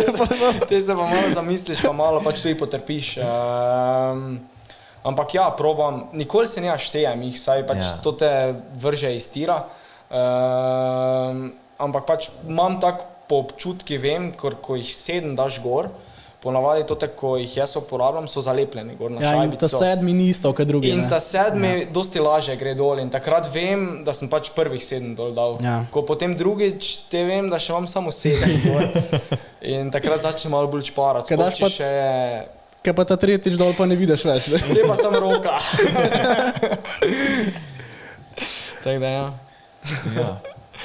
Kaj pa, jaz sem se spomnil zdaj še, čelade dobiš v bistvu tudi vedno novo čelado, 2 čeladi na vikend si rekel, ne? A si kdaj preštel, koliko šildov si izgubil? Jaz se spomnim sploh eno sezono. Sploh tisto prvo leto, ko je prišel ta magnetni vizir. Jaz mislim, da ni bilo vožnje, da nisi kar prišel ti z vizirjem. Takrat je bilo že tako, da tudi če mi je kaj kamen ali pa zemlja malo večja preletela, je odletel dejansko, ker ni magnet bil dovolj močen. Tako da ja, takrat sem skoraj vsako vožnjo izgubil. Nisem štel, ogromno jih je bilo. Jaz se spomnim Leighton Bichler, ko vozi Extreme Enduro, ima tudi Foxa sponzoriran. Se spomnim, ker sem na Erzbergu ga gledal, ker si je sekundnim lepilom spodaj zalimal, pa gor pol na magnet. To smo mi tudi, ali pa silikon, ali pa bilo kaj tak, da prime. Zdaj pa to šlo že toliko naprej. Ja, zdaj pa je dejansko nova čelada prišla ven. Za kupiti mislim, da bo prišla letos, mi smo jo že lani uporabljali, ki ima šraufe na strani. Od spredi je magnet, ostaja, na strani so pa plastični šraufe, vijake, ki pač popustijo pri neki sili. Tako da vsaj ne pade, ko preleti kamen ali pa zemlja dol. V bistvu sedaj smo šli v premo kar celo čez, ne? Ja, jaz mislim. Posla pa zdaj za na koncu si pripravljaš še nekaj takih različnih vprašanj. Mene najprej zanima, če si imel s katerim izmed voznikov tako posebno rivalstvo? Kaj pa vem, ne vem, z Herlingsom je vedno neko rivalstvo, isto s Tonijom, ne vem, samo s Tonijom smo res, bom rekel, da kar dobra prijatelja, veliko je spoštovanja med nama, mogoče je tudi Toni en tistih voznikov, s katerim mogoče se največ pogovarjam, ali pa ni samo zdravo, pa je to. Tako da bom rekel, ja, Hellings pa Karioli. Za koga bi pa rekel, da je tvoj največji konkurent? Ona dva. Lihona dva, ja. V bistvu, ja. Sej to smo tudi predvideli, pa smo klele, že pripravili sliko s Tončkom. Kaj pa, naprimer, ko si na progi, s katerim izmed njih izmed sotekmovalcev se najmanj rad spustiš v boj? Naprimer, da dohitevaš jih, pa si rečeš, ne, spet on. Kaj pa vem, Desal je taki težek, trdi oreh, on je vedno širok, komovce narazen, po celi progi ga je. Tako da on, pa tudi Paulina je ful težko prehiteti. Pa lih oba dva, ki si omenil, se poslavljata, ne? Ja, to pa tako da ne res. bo več toliko dela. Mogoče pride kakšen nov sceno, pa bo spet. Upam, da ne. Ja, zdaj, torej najbrž bi tudi njih dva ocenil, mislim, to je mogoče malo težko reči, ampak kdo bi rekel, da je bil najbolj dirty voznik ali pa da je tako, da je znal zasvineti, no? Ali je to malo krivično mogoče reči? Kaj pa vem.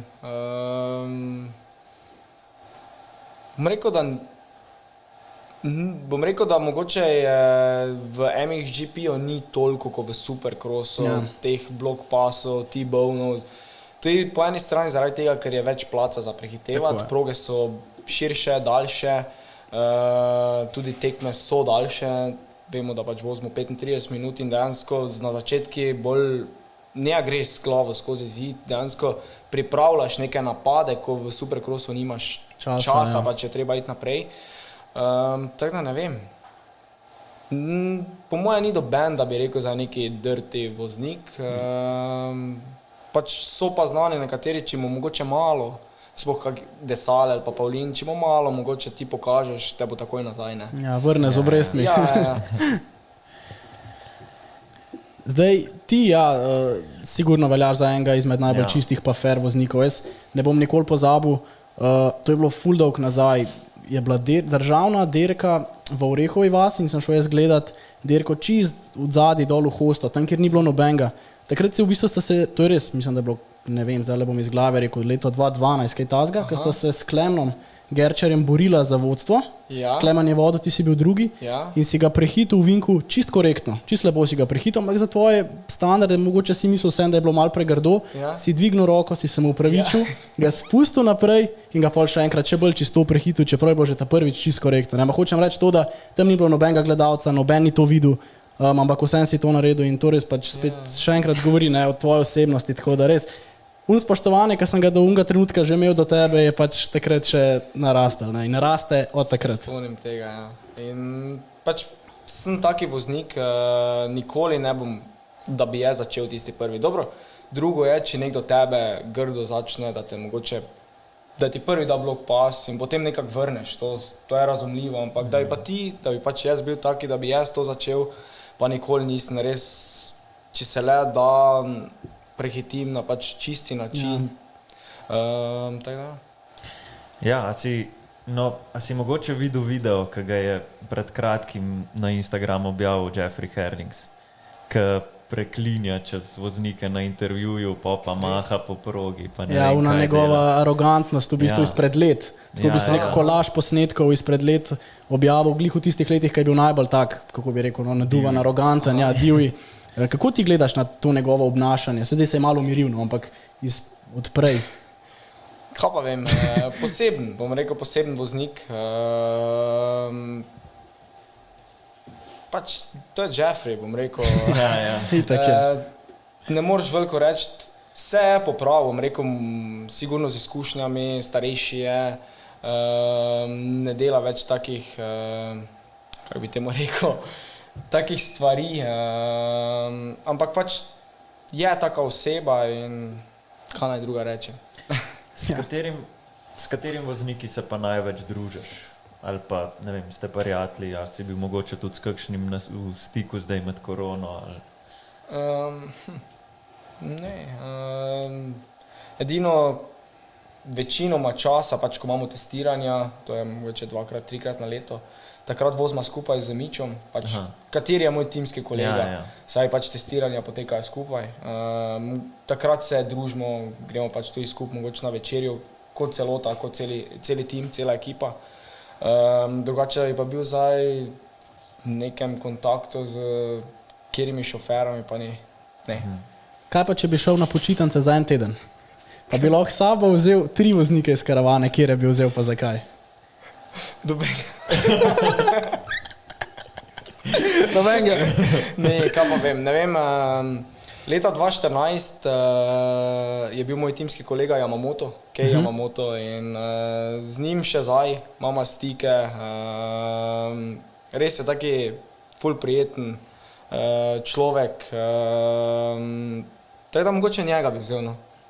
Pa siguren bi veliko rajka vse njih vzel Špelo, ne? To pa sigurno. Kdo je pa po tvojem mnenju najboljši ali pa najuspešnejši voznik motokrosov v zgodovini? Težko vprašanje, tu se da kar debatirati. Ne? Ja. V tvojih očeh, kdo je v največji, po katerem se zgleduješ? Kaj pa vem, ne vem, meni je osebno Ricky Carmichael, ampak vemo pač, da ima Stefan Everts 10 naslovov svetovnega prvaka, kar je res ogromno. Tako da mislim, da ona dva sta tu neki. No. Ja, mislim, Ona dva sta tista the goat, kako bi temu rekel. Ja. Jaz sem tudi poslušal en podcast ameriški, pa so v bistvu glih za Evertsa pa Cairolija so dajali kao, da v bistvu je, Cairoli več osvojil, ker Everts je takrat na leto osvojil tudi po 3 prvenstva naenkrat in v bistvu se našteje to isto, kakor ne vem, vi, ki morate res vsak let posebej delati za en naslov, takrat, da je bilo vsem takrat malo lažje. No, to je res, pa tudi tekme je bilo manj. Ja. Mislim, da jih je bilo samo 12 na sezono, eno vožnjo so imeli, to še se zdaj spomnim. Pač drugačni časi so bili. Težko je primerjati. Težko je to primerjati. Sigurno ni enostavno v obedveh primerah. No. Sigurno niti zdaj ni enostavno zmagovati, zelo težko. Ja. In pa tudi takrat. Tako da oba si zaslužita vse pohvale. No. Ja. Zdaj, v Sloveniji pa motokros nažalost ni toliko cenjen. Zdaj, kljub vsem tem tvojim izjemnim rezultatom, ki si jih dosegel, je v bistvu to kar žalostno. Ne? Kako ti gledaš na to zapostavljenost tega športa? Pa tako bom rekel, da se ne sekiram. No. Bom rekel, res smo ogromno naredili. Mislim, da motokros smo dvignili na neki višji nivo, kot je bil. Dejansko zdaj, če prideš bilo kam, vsak ve, kaj je motokros za en šport. Mogoče pred 5 letami ali pa še več nazaj, mogoče 7, 8, bi te nekaj vprašal, kaj je to motokros. In že to je veliko. Sigurno pač popularnost, mogoče z drugi športi so dosti bolj popularni v Sloveniji, mogoče dosti bolj, kako bi temu rekel, zanimivi medijom. Ampak pač jaz se to ne sekiram. Pač delam to, kar mislim, da je prav. Vedno si vzamem čas za vse, ki pač hočejo intervju od mene, silim pa ne. Ja, se mi zdi, da lani je bilo kar malo žalostno, ker ni bilo, ker ni noben v bistvu se sploh potrudil, da bi prišel kakšen stik ali pa karkoli. No, zdaj prihajamo proti koncu, ne, pa bi rada še omenila dobrodelnost. Pač pohvalno si zelo aktiven v dobrodelnosti, kar lahko vidimo kar na tedenski ravni v bistvu. To verjetno ti da tudi kar nekaj moči, ne? Ker vemo, koliko dober je občutek, ker za nekoga naredimo nekaj dobrega. Kako ti gledaš na to? Ja, res je. Točno ta občutek, no? Ko veš, da si nekomu nekaj pomaga, ko si mu nekaj dobrega naredil, tisto samo zadovoljstvo največ teje.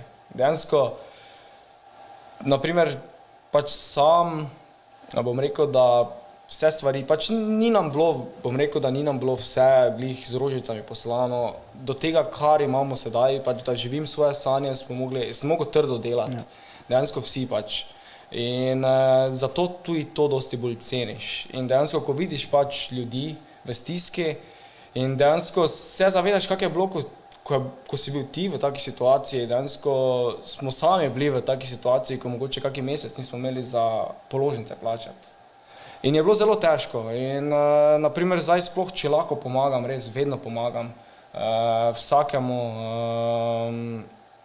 in to pač, tako si rekel, Luka, to ti pač neko da, neko zadovoljstvo sam pri sebi in to največ teje. Pač nisem človek, da bi se neka po medijah ven metal in pač govoril, kam grem, da bom tam doniral ali pa to. Sam grem do pač družine, ki vem, in pač dam, pomagam za Špele, vedno nakupma, celi avto, pač kar rabijo.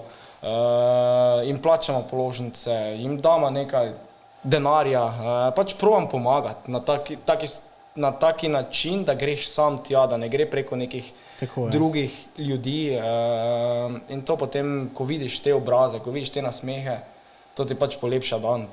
Ja. Ne, to res govori o tem, koliko Ciljno velik, so mi šle ja, po saj koncu to je, zdajle. koliko Ja. velik človek si, res To je svaka res čast. Pohvalno. Sej to, ja, v bistvu mi smo evo prišli do konca, Tim, ful ti hvala za tole debato, mi dva sva ful uživali, upam, da tudi ti, no. Jaz sem tudi zelo, ja. Čist prehiter je bilo konc, ampak ja, tako kot sem rekel, z najnim vprašanji smo zaključili, tako da zdaj je pa čas še za vprašanja gledalcev. Boš kar ti, Luka? Lahko.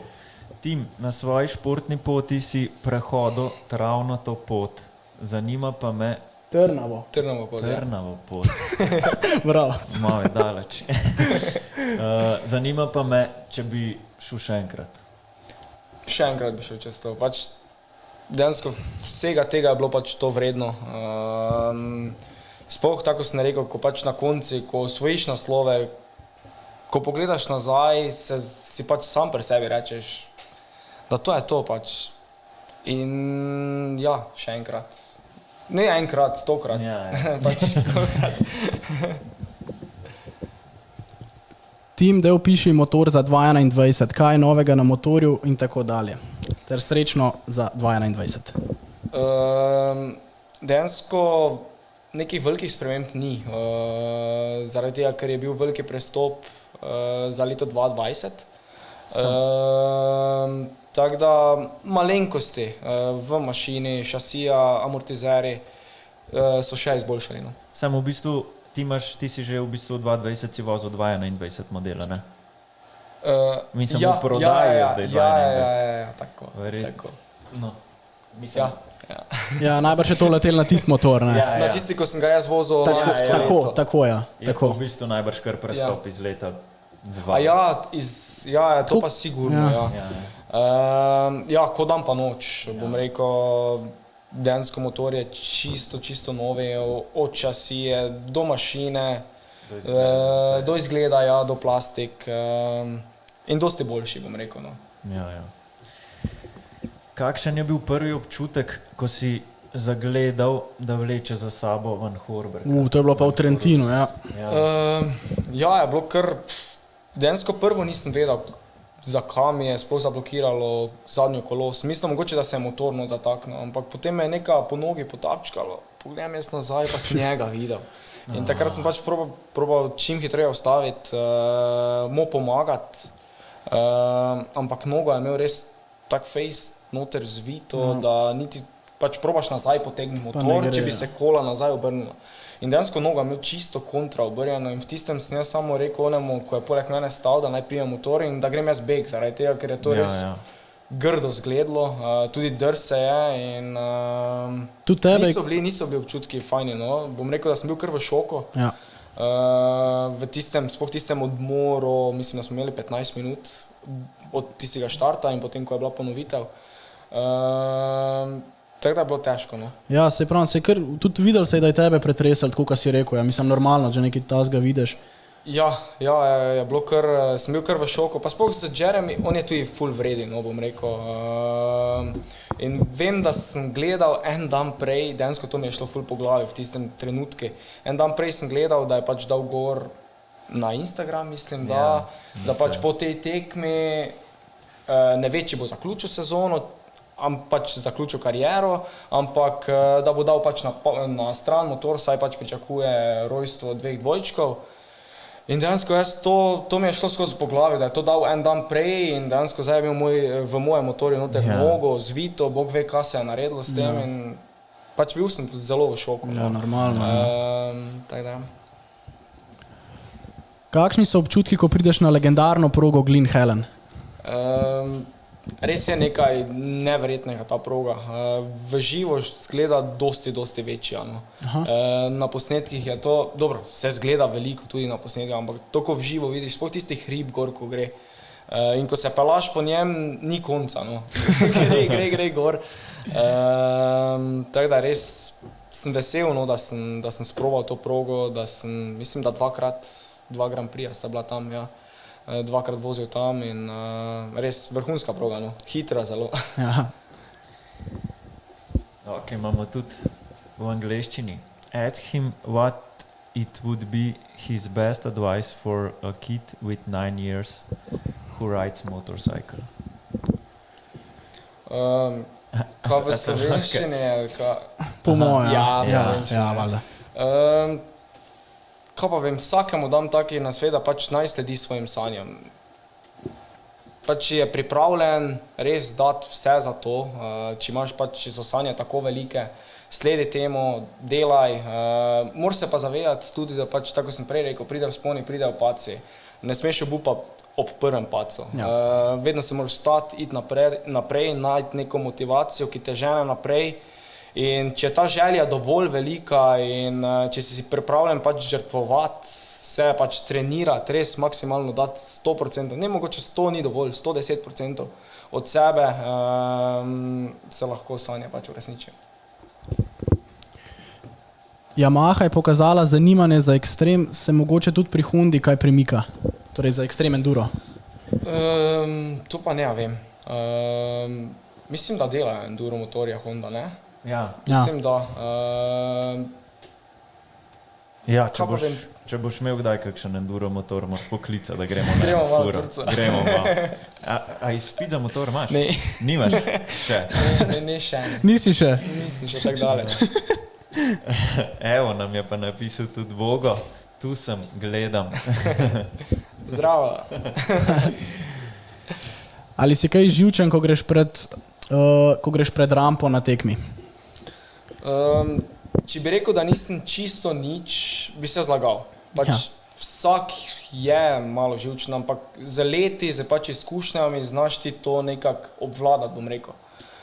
Veš, pač, tako sem rekel, imaš neke rituale pred tekmo, pred štartom, kateri ti pač pomagajo, da se ti umiriš, da pač greš v tisto svojo cono, da pač fokus je na pravi meri, pač, da si res 100% fokusiran. Tako da ja, sigurno si, no. Tak. Si, ampak pač to probaš nekako. Odmisliti, ne? Ja. Kaj si rekel Butronu po derki, ko te je napičil v Latviji? Je mogoče on krivec? Mislim, da sem se vstavil. Mislim, da mu nisem nič rekel. Samo rekel smo, zakaj je to bilo potrebno, zaradi tega, ker je bilo pač vidno, da je bilo pač to naredito namerno. Ni bilo zdaj to, da bi zdaj jaz res šel neki naokoli, pa da bi jo not preletal, ampak jaz sem šel čisto notranjo linijo, pač bolj noter ne gre. On mi je pa pač od zadaj preletal v mojo nogo noter in me potem dejansko samo podr. Teda sem ga samo vprašal, kaj je in pač Ni bilo odgovora. ni bilo odgovora. Še zdaj ne, se ne ve. Kateri motošport bi še preizkusil? Dakar, WRC, Formula 1? Kaj pa vem, formulo bi probal. Kaj pa MotoGP-ja, to bi jaz tudi rad videl. Pa bi, ja, samo kaj pa vem, ne vem. Dolg Ne čas bi ti vleče. bil, ne? Ni špur. Pa kaj še en dvojen bi manjko, ne, na ravnini. Pa luknje, pa to. Ja.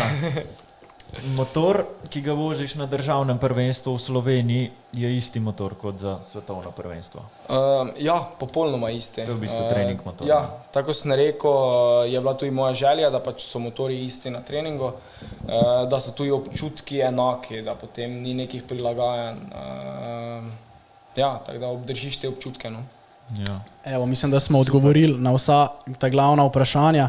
Tim, ja, najprej imava še nekaj. Se pravi, za zahvalo imamo tole ploščico, pa tale v bistvu, evo, da bojo še ostali lahko videli. Takole, hvala, ker nisi bremzal z nami, ne? Ker smo brez bremz. No, pa ti tole podarjamo. Super.